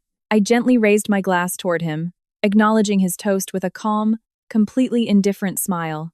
Let him enjoy the applause. Let him savor the taste of the expensive champagne. This was the absolute last moment of triumph he was ever going to experience. The scattered applause faded, blending into the ambient noise of the luxury estate. Jackson stood at the foot of the stairs with his chest puffed out, deeply convinced that his public humiliation had effectively silenced me. A few guests near the patio doors shot me sympathetic glances, completely buying his fabricated narrative about the pathetic, desperate spinster. I didn't cower before their pity. Instead, I stepped away from the glass doors and marched right into the very center of the sprawling living room. The crowd naturally parted for me, perhaps expecting me to run out crying or offer some humble apology. I did none of those things. I stopped dead in the center of the Persian rug, holding my crystal champagne flute perfectly straight. "I am not usually one for public speaking," I began, my voice clear and resonant, cutting through the quiet whispers in the room. But since my brother has decided to make his financial statements part of these festivities, I think it is only fitting to ensure that his accounting is entirely accurate. Jackson's smug smile faded slightly. He shifted his weight from foot to foot, and his grip on Chloe's waist tightened even further. My father took a sudden step forward from the bar, his face flushing with rage again. But the entire room was already mesmerized by me. Wealthy people are naturally drawn to confidence, and I exuded the absolute authority of a woman holding all the cards. I looked around the faces of Chloe's elite clients, gallery owners, and private investors. Jackson is incredibly creative, I continued smoothly. He has always possessed a remarkable talent for telling fairy tales. But I am afraid I cannot take credit for that generous financial contribution he just mentioned. The crowd looked confused. A few people exchanged questioning glances. I wish I could say that my life savings bought this beautiful marble floor, I said, raising my glass in a mocking toast. But unfortunately, I cannot. Because the $960,000 that was used to secure the down payment on this house doesn't belong to me at all. It belongs to the IRS. The reaction was immediate and electric. The wealthy elite fear very few things, but they share a universal, almost primal terror of the IRS and federal law enforcement. The collective gasp that rolled through the living room was perfectly audible. Guests instantly stopped drinking. Several investors instinctively took a step back from Jackson, treating him as if he had just contracted a highly contagious disease. The quiet murmurs erupted into sharp, frantic whispers. Jackson turned the color of old parchment. The thick layer of sweat on his forehead seemed to turn to ice in a single second. He opened his mouth, but only a dry, pathetic croak came out. He released his grip on Chloe's waist, his arms dropping limply to his sides as the brutal reality of my public declaration hit him with full force. My mother, Barbara, let out a sharp, indignant squawk, narrowly avoiding spilling her reserve wine. "Darcy, stop this nonsense right this minute," she demanded, her voice shrill and full of desperation. "You are embarrassing your brother in front of his important friends. I am just correcting the public record." "Mom," I replied, never breaking eye contact with Jackson. "You see, everyone here was just told that I am some lonely accountant. But that is just another one of Jackson's creative fairy tales. I am a corporate forensic auditor specializing in financial crimes. I manage massive corporate tax escrow accounts for enterprise clients. The money Jackson used to purchase this property came from an unauthorized wire transfer made directly from a federal deposit account under my professional jurisdiction." The murmurs in the room turned into open, genuine panic. An older man holding a glass of scotch, one of the investors Jackson had been trying to impress all night, aggressively slammed his drink down on a side table. "Are you trying to say this house was bought with stolen federal funds?" he demanded, his voice laced with pure fury. Jackson began to flounder, throwing his hands up in a pathetic gesture of surrender. No, it is a misunderstanding," Jackson babbled, his voice cracking wildly. "She is lying. She is just jealous. It was a family loan. I have the paperwork for it." "Yes, you certainly do have the paperwork for it," I agreed with complete calm. "Yesterday morning at a coffee shop, you put your signature on a legally binding gift acceptance declaration. That document, along with the forged digital authorization logs and the routing numbers for the wire transfers to your shell company, was securely transmitted to federal law enforcement exactly 36 hours ago." Jackson stared at me with wide eyes, finally grasping the terrifying truth. He finally understood that the piece of paper he had so arrogantly signed was not a tax shield at all, but a fully documented written confession. The trap hadn't just slammed shut, it had buried him alive. He was a cornered criminal standing in the very center of a massive fraud that was about to be exposed to the whole world. Jackson stared at me for 3 seconds before his shock mutated into explosive fury. The pale fear on his face vanished, replaced by a surge of angry crimson flush. He lunged forward, closing the distance between us in 2 long strides. He reached out, snatched my crystal champagne flute out of my hand, and smashed it with all his might against the Persian rug, shattering it into tiny pieces. "She is insane," Jackson screamed, spinning around to face the crowd. His voice broke with panic, echoing loudly off the vaulted ceilings. "Do not listen to a single word this lunatic says. She is having a severe psychotic episode right in front of our eyes. She has been jealous of my success her entire life, and now she is trying to ruin my party with her delusional fabrications." The guests didn't look convinced at all. Several older trust fund investors were already discreetly heading toward the coat check. desperately wanting to distance themselves from this catastrophe. My mother, sensing their elaborate illusion was finally collapsing completely, ran over to join Jackson. "Security!" Barbara screamed, waving her arms frantically at the staff. "Grab her right now and throw her out of this house immediately. My daughter is mentally ill and forgot to take her medication today. Someone call the police so they can escort her off the property before she hurts someone." I didn't flinch an inch, never losing my calm, composed posture for a moment. I looked down at the shattered crystal, then raised my eyes to my brother. "You don't need to call the police, Mom," I said, my voice cutting through their hysterical screaming with chilling calm. "I already made that call for you." Jackson took another step toward me, his hands curling into tight fists. "You are bluffing," he hissed, his hot breath washing over my face as he tried to intimidate me. "You are bluffing because you are a pathetic woman who can't stand the fact that I am winning. There is no federal investigation. There is no bank fraud or stolen tax money. I am the CEO of a multi-million-dollar tech company, and you are just a bitter accountant trying to steal my spotlight." He raised his right hand and pointed a trembling finger right between my eyes, preparing to spew another series of desperate lies for his surviving audience. But those words never left his throat, because at that exact second, the ambient lighting in the sprawling living room abruptly changed. The soft glow of the massive crystal chandelier was suddenly overpowered by blinding lights piercing in from outside. Piercing flashes of bright red and electric blue brutally sliced through the darkness of the Greenwich night, illuminating the floor-to-ceiling windows facing the driveway. The vivid colors danced violently across the marble floors, painting Jackson's terrified face in alternating hues of crimson and blue. Then came that terrifying sound. It was not the quiet purr of luxury limousines dropping off wealthy guests. It was the aggressive roar of massive tactical engines revving hard. The elite guests gasped collectively in terror and began backing away frantically from the glass, spilling champagne all over their designer clothes. The sharp screech of thick tires echoed loudly as several vehicles swerved violently off the paved driveway. I could hear the sickening crunch of heavy metal tearing directly onto the manicured lawn, crushing my mother's beloved imported rose bushes into the mud. 4 massive, matte black tactical SUVs screeched to a halt right in front of the porch, aggressively blocking in the parked sports cars. Heavy doors swung open simultaneously with terrifying precision. The hollow thud of military boots hitting the pavement resonated through the thick windows. Inside the house, absolute chaos erupted. The musicians dropped their instruments on the floor, cowering in fear against the dining room wall. Chloe let out a high, stifled shriek, taking a stumbling step backward until her spine hit a catering table.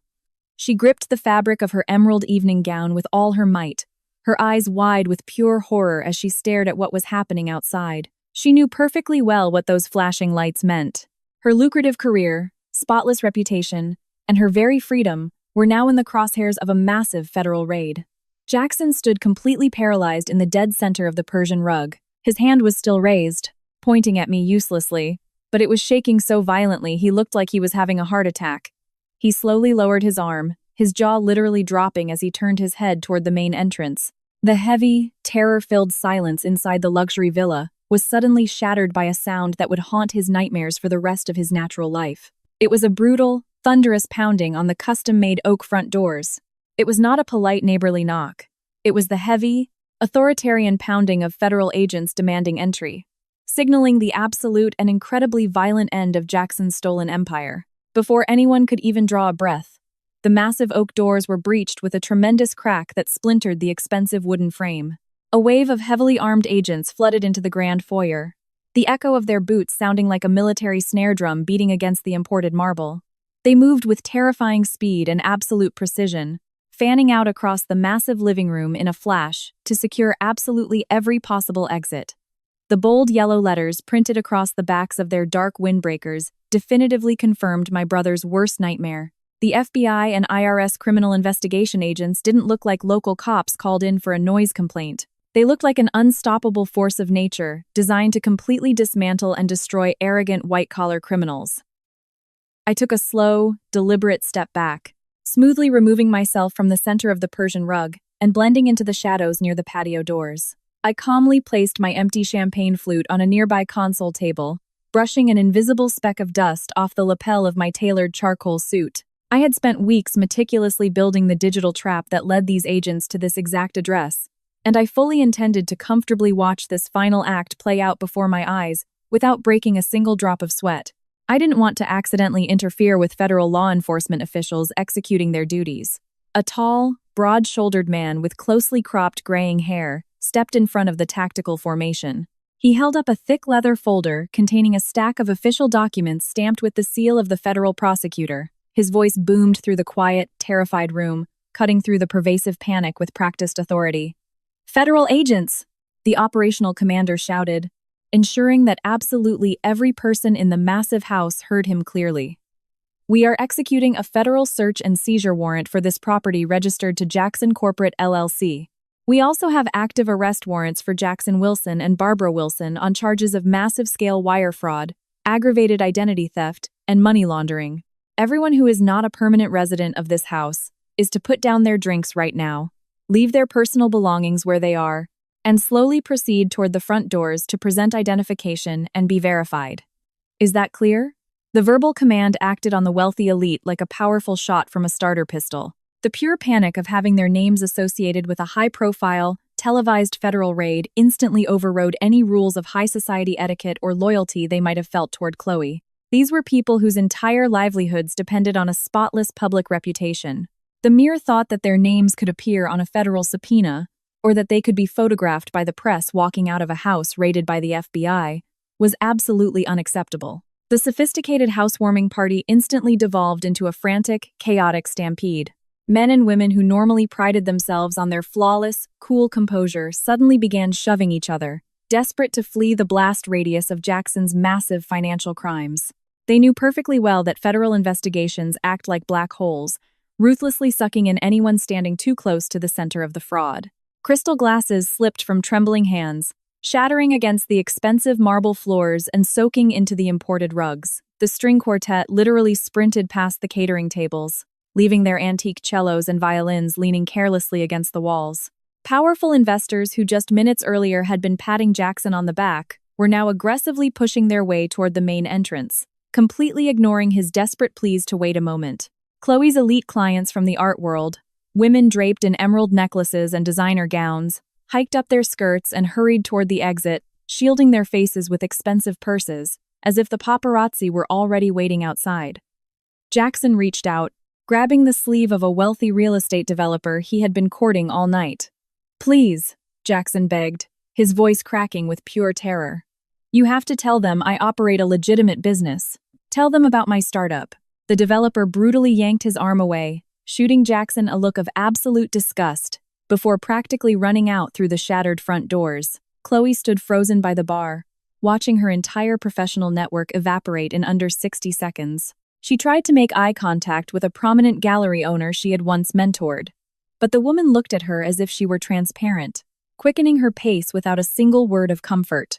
Within 3 minutes, the sprawling living room was completely emptied of its high society guests. The only people left standing in the middle of the glittering wreckage were my brother, my mother, my father, and Chloe. They were completely stripped of their wealthy audience, leaving them utterly exposed to the harsh, unforgiving reality of the federal justice system. The operational commander gave a slight, sharp nod, and 4 agents stepped forward, pulling heavy steel handcuffs from their tactical belts. The illusion of the golden child was officially dead. 2 agents immediately moved toward my mother. Barbara took a frantic step backward, her expensive designer dress rustling around her legs. She threw her hands up, as if she could physically push the U.S. government away from her. "You cannot do this!" she shrieked, her voice reaching an unbearable, squeaky pitch. "I am a respected member of this community. I am a mother. There has been a terrible mistake. I am completely innocent." The taller of the 2 agents didn't even blink. He grabbed her wrist firmly, instantly twisting her arm behind her back. Barbara let out a piercing, genuinely shocked squeal as the heavy steel cuffs snapped shut around her wrists, locking with a sharp, metallic click. "Barbara Wilson," the agent stated in a flat, cold tone.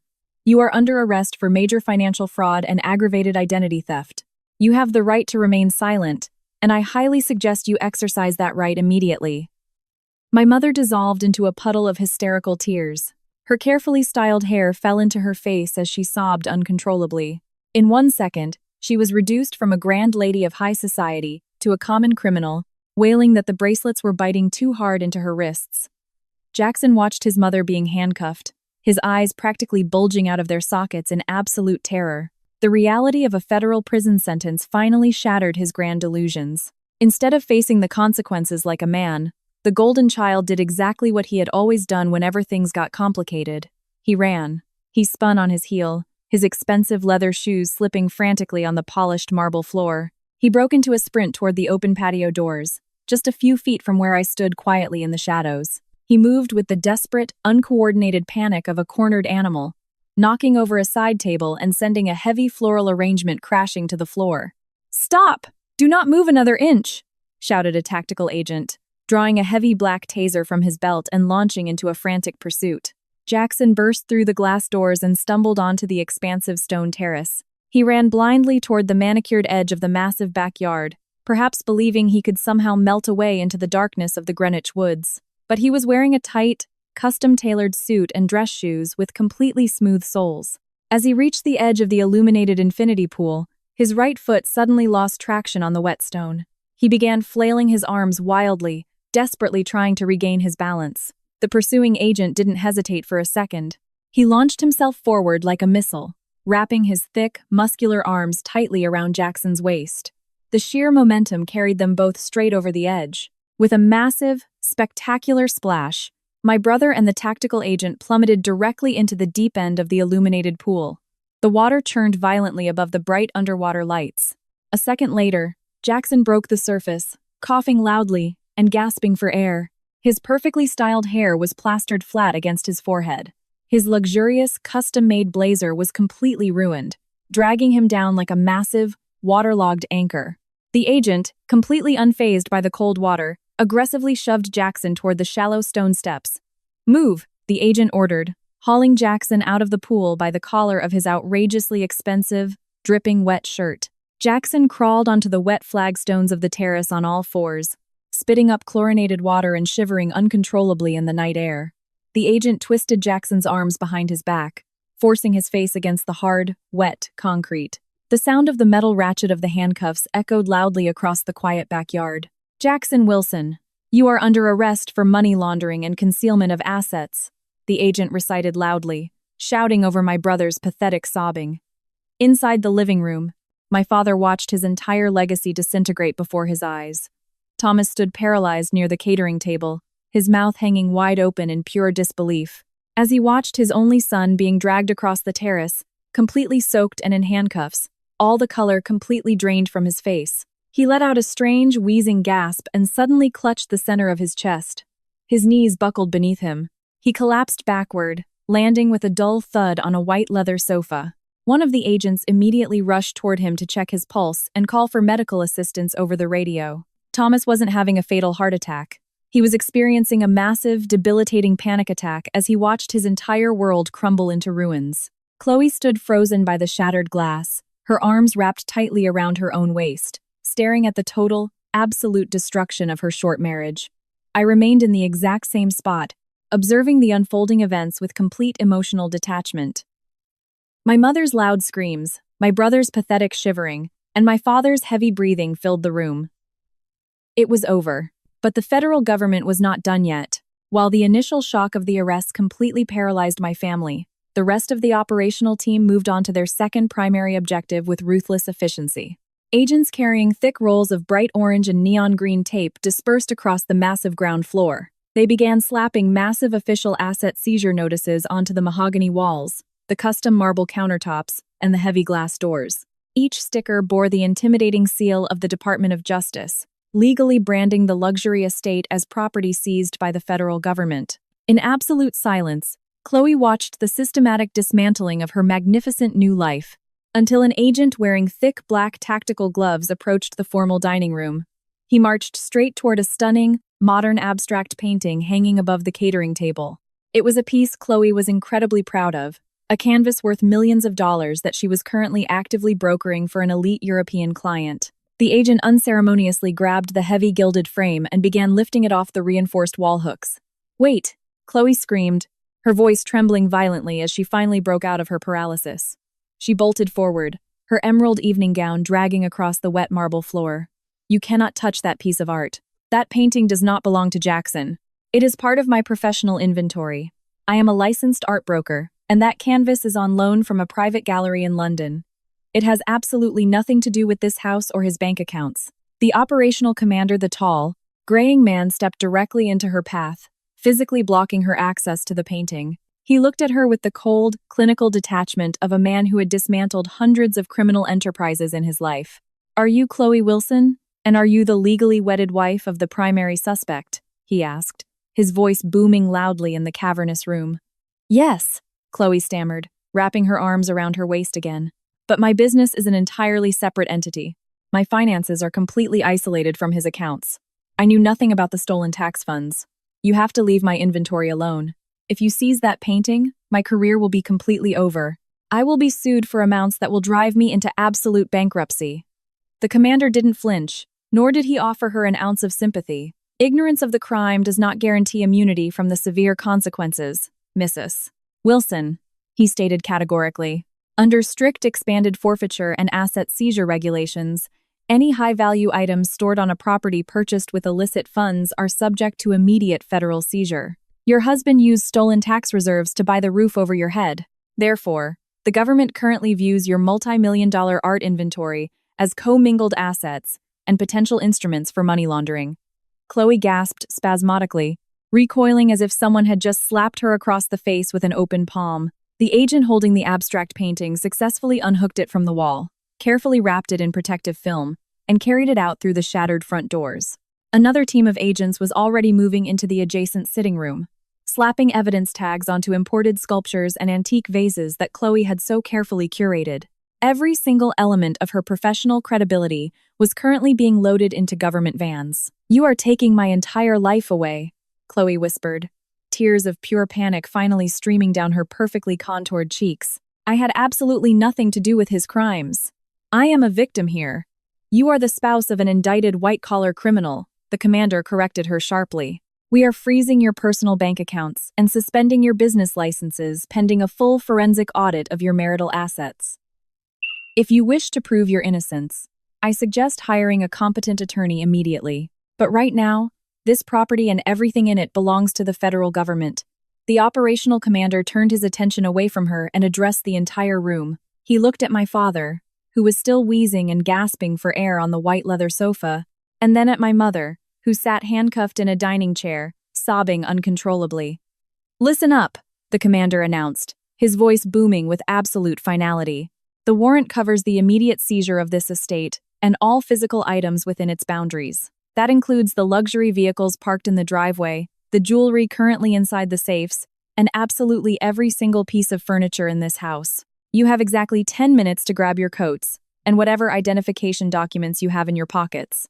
After that time, anyone not in handcuffs will be forcibly removed from the premises. You are officially evicted."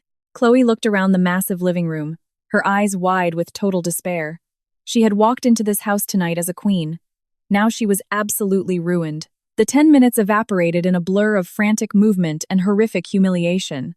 The agents offered no extensions. When the time limit expired, they physically herded the remaining household members toward the main entrance. I walked out voluntarily, my hands resting comfortably in the pockets of my tailored suit. The cold night air of Connecticut was a sharp contrast to the suffocating panic inside the federally seized estate. A chaotic scene was unfolding in the driveway, illuminated entirely by the aggressively flashing red and blue lights of the tactical vehicles. Neighbors from the surrounding mansions had spilled out onto their manicured lawns, recording the spectacular downfall of Jackson Corporate LLC on their phones. My brother stood near the back of a large black SUV. He was still dripping water from his unexpected swim in the infinity pool, shivering violently in the chill wind. His hands were securely cuffed behind his back, and an agent stood right beside him, guarding him closely. My mother had been loaded into the backseat of a separate cruiser. Smudged mascara ran down her face in dark, jagged streams. Paramedics had been called for my father, and they were currently helping him into an ambulance to monitor his panic attack. Then, Chloe walked out the front doors. She had managed to grab her designer trench coat, wrapping it tightly around her emerald green evening gown. She carried a small leather clutch containing nothing but her ID. Every piece of jewelry, every asset, every valuable item she had brought into this marriage was left behind, locked inside a federal crime scene. She walked slowly down the front steps, her heels clicking sharply against the concrete. When she saw the neighbors recording her on their phones, the sheer humiliation finally broke what was left of her composure. She marched directly toward the black SUV where Jackson was standing. The guarding agent took a step forward to block her path, but Chloe completely ignored him. Her eyes were fixed entirely on the man who had destroyed her life. Jackson looked up at her. His teeth were chattering, and his soaked hair was plastered to his skull. He looked absolutely pathetic. "Chloe," he babbled, his voice weak and trembling. "Honey, please, call my attorney.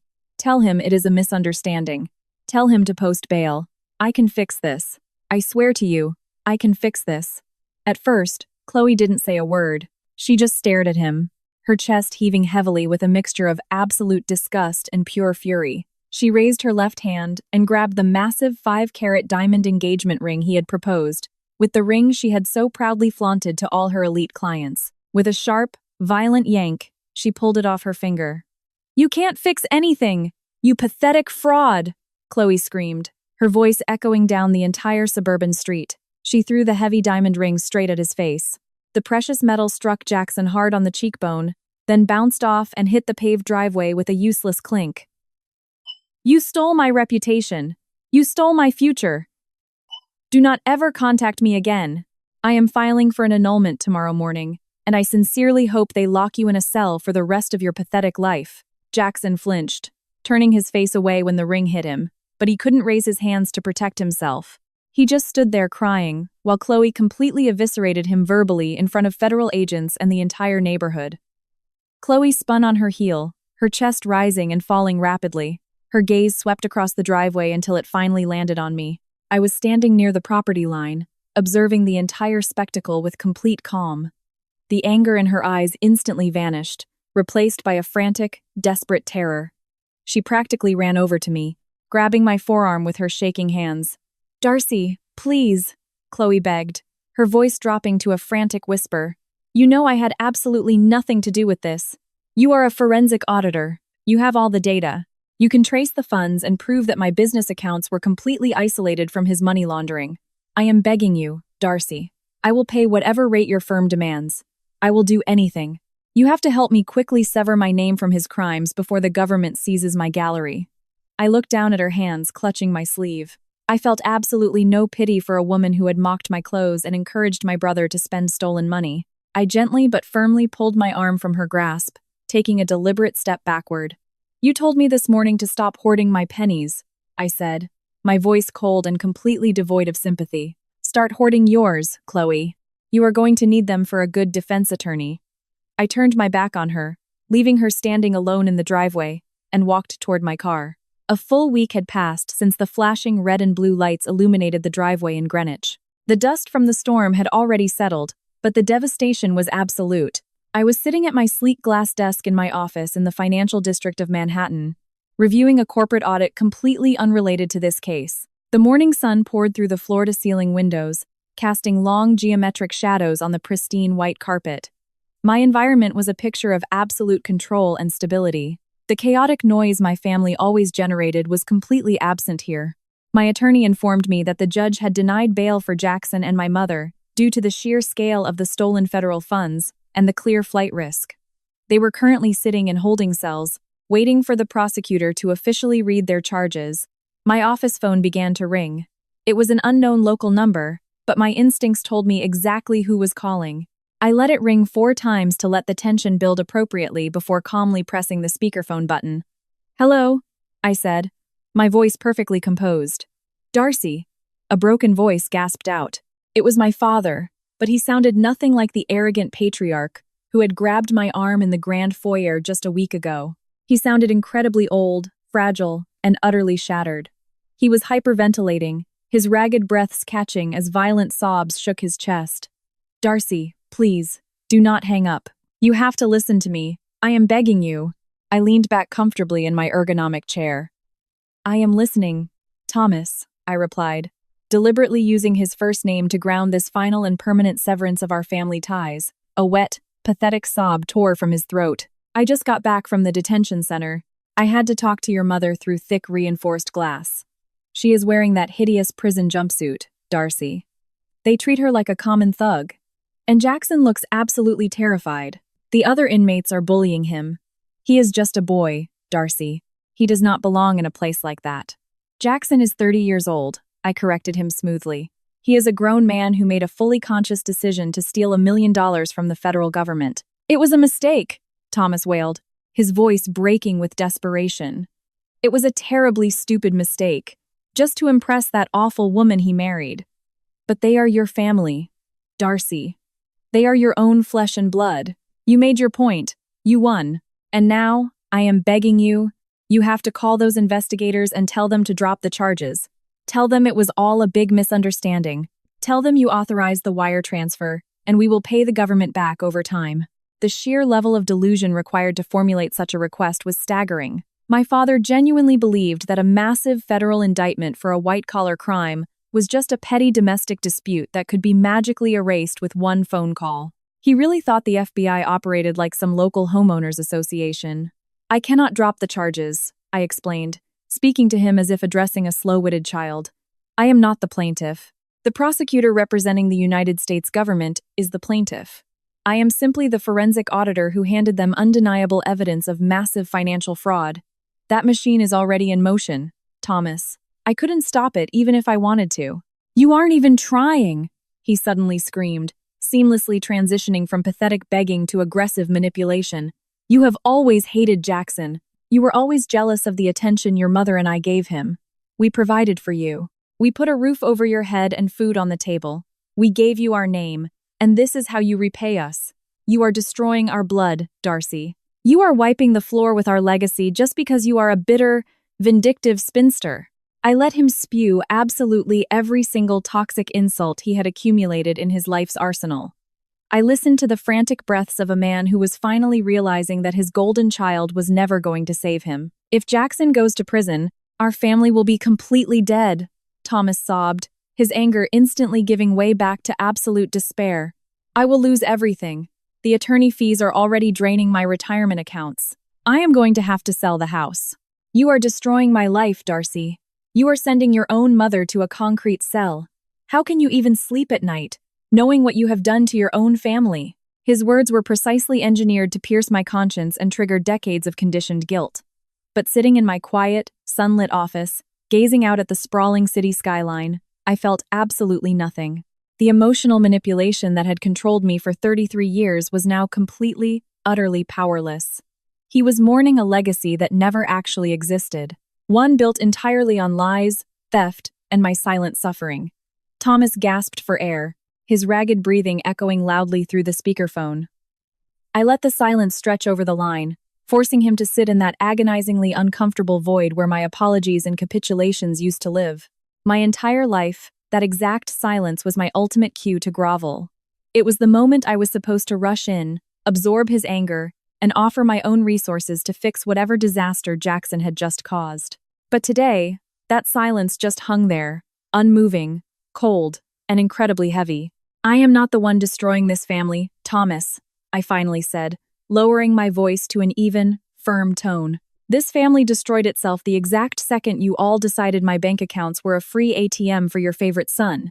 You didn't provide for me. I provided for myself despite the constant financial and emotional drain you all imposed on my life. You demanded I subsidize a luxury lifestyle you couldn't even afford. And when I finally locked the vault for good, you resorted to robbing the federal government.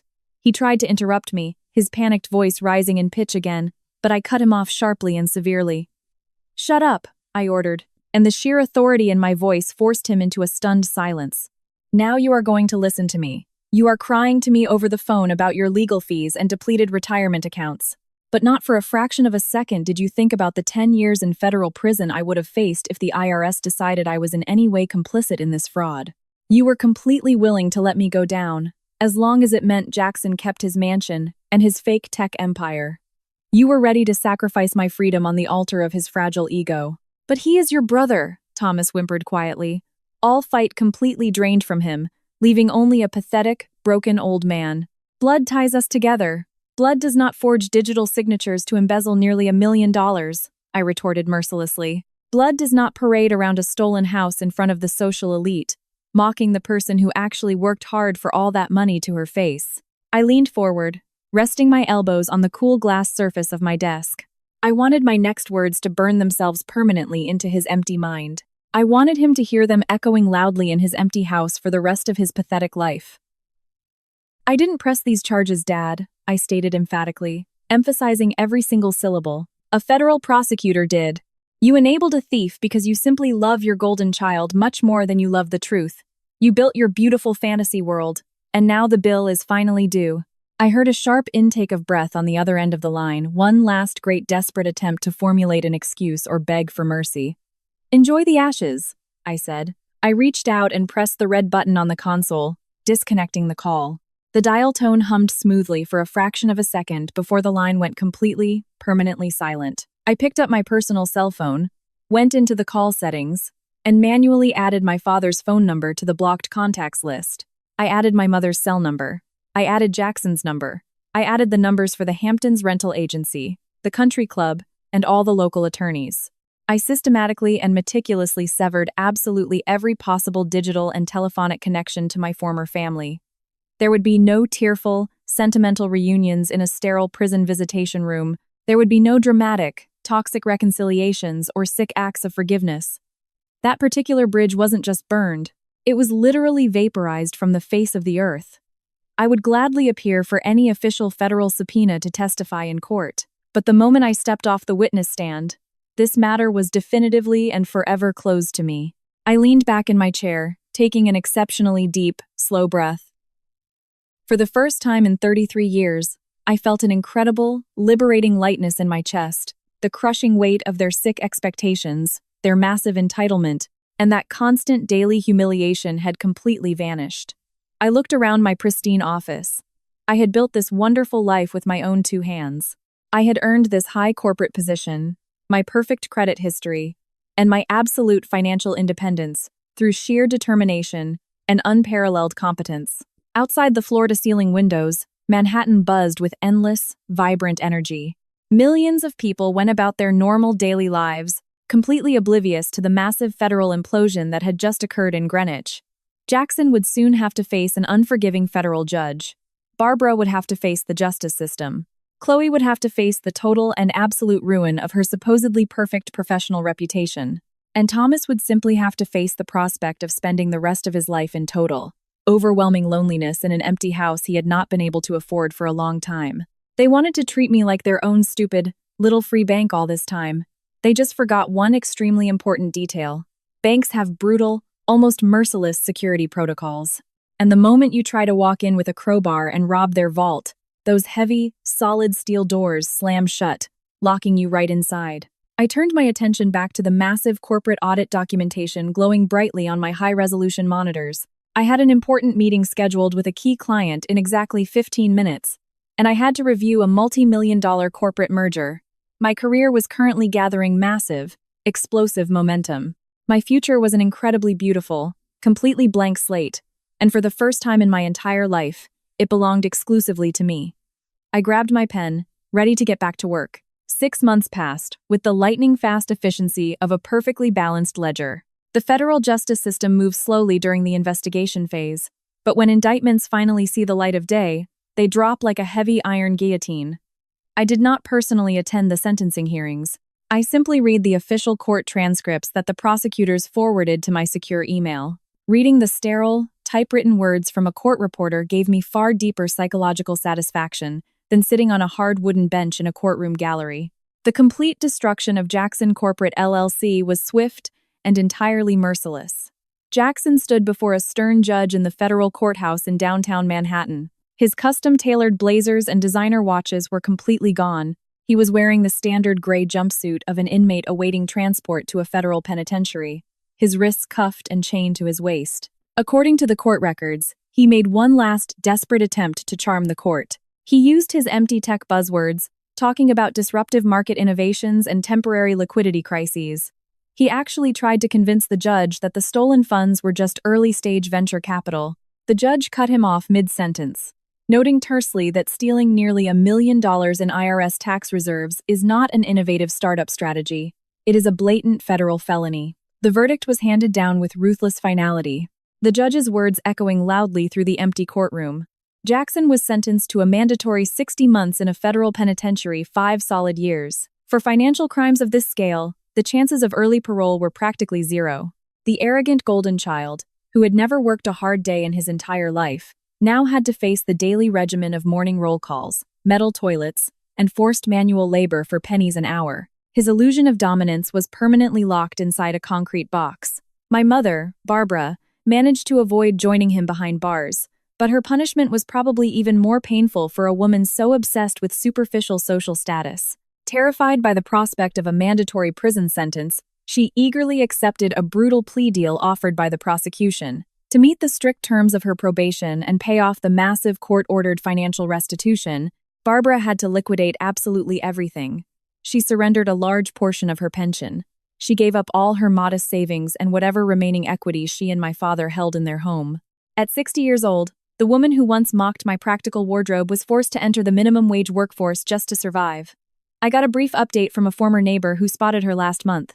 Barbara now works as a cashier at a massive discount dollar store in a depressing New Jersey suburb. She wears a stiff blue polyester vest and a cheap plastic name tag on her chest. She spends 8 excruciatingly exhausting hours a day standing on a hard floor, scanning discounted groceries and bagging cheap plastic goods. The ultimate poetic justice is that she frequently has to ring up the exact same obscenely wealthy women from the country club whom she spent decades trying to impress. They don't even make eye contact with her anymore. They just take their long paper receipts and walk away in silence, leaving her trapped in the cell of her own public humiliation. Her throbbing feet and minimum wage paychecks are her daily reminder of the federal financial crime she participated in. Chloe executed her escape plan with the ruthless precision I always knew she possessed. The morning after the raid in Greenwich, she filed for an emergency annulment, citing massive financial fraud and the concealment of a criminal past. The court swiftly granted her request, legally severing her from Jackson before the ink was even dry on his police fingerprint cards. But while she managed to escape direct criminal charges, she couldn't escape the radioactive fallout in her professional sphere. The seizure of her incredibly valuable art inventory by federal law enforcement became a hot topic in national industry news. In the elite luxury art market, reputation and 100% discretion are the only currencies that actually matter.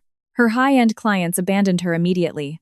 No one wants to work with a broker whose name is permanently attached to a federal money laundering indictment. The biggest art galleries in New York and Los Angeles blacklisted her overnight, refusing to return her calls and ignoring her emails. Stripped of her seized inventory and her elite network, Chloe packed whatever she could fit into 2 designer suitcases and fled the country entirely.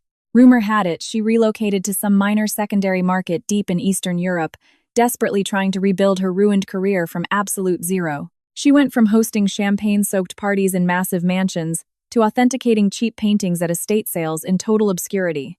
As for my father, Thomas, he retreated into total isolation. The astronomical attorney fees drove him into complete bankruptcy, forcing him to rent a small, gloomy apartment hundreds of miles away from the ocean breeze in the Hamptons he loved so much. His entire grand legacy had been reduced to a son sitting behind bars and a wife scanning barcodes at a discount store register. The toxic dynamic that had suffocated me for over 3 decades had finally been permanently extinguished. They bet everything they had to maintain a pathetic lie, and as everyone knows, the house always wins in the end. Exactly 1 year later, I was standing at the head of a massive, polished mahogany table in the center of a sprawling conference room inside a high-rise with floor-to-ceiling windows. The freezing wind of a brutal Chicago winter battered the glass off the Chicago River.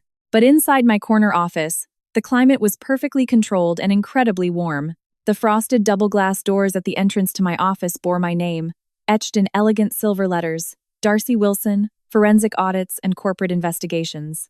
I was no longer just a senior accountant managing corporate accounts for some faceless firm. I was the founder and CEO of my own massively successful agency. The great void created by completely cutting off my toxic family had provided exactly the safe space I needed to build my own empire. Leaving Manhattan was the best strategic maneuver I had ever made in my life. The capital was entirely tainted for me by memories of their endless demands and the suffocating pressure of my father's exorbitant expectations. Chicago offered me a perfectly clean slate. It was a market built on hard work and harsh, undeniable reality. A place where substance, knowledge, and competence always mattered far more than superficial aesthetics and cheap flashiness. Over the past 12 months, My new firm had secured lucrative, exclusive contracts with three massive multinational corporations. We specialized in unraveling massive financial frauds, detecting corporate espionage, and recovering stolen assets. Every time I uncovered a hidden account in some tax haven or exposed a corrupt board member, I felt a deep sense of personal justice. I had forged the absolute worst betrayal of my life into a highly profitable and incredibly empowering career. I was widely respected, feared by fraudsters, and had become completely untouchable. I walked over to the expansive window and looked down at the bustling streets of this great city. Tiny, ant-like cars moved in organized lines, their drivers completely unaware of the complex financial ecosystems operating in the glass towers hundreds of feet above their heads. In the world of high finance, there is a specific concept known as the sunk cost fallacy. It is an incredibly dangerous psychological trap where a person continues to pour massive resources into a clearly failing asset simply because they have already sacrificed a terrifying amount of their own time and money into it. People keep pumping fresh capital into a dying venture, desperately hoping it will magically bounce off the bottom and become profitable again. For 33 years, my own family was my absolute worst sunk cost.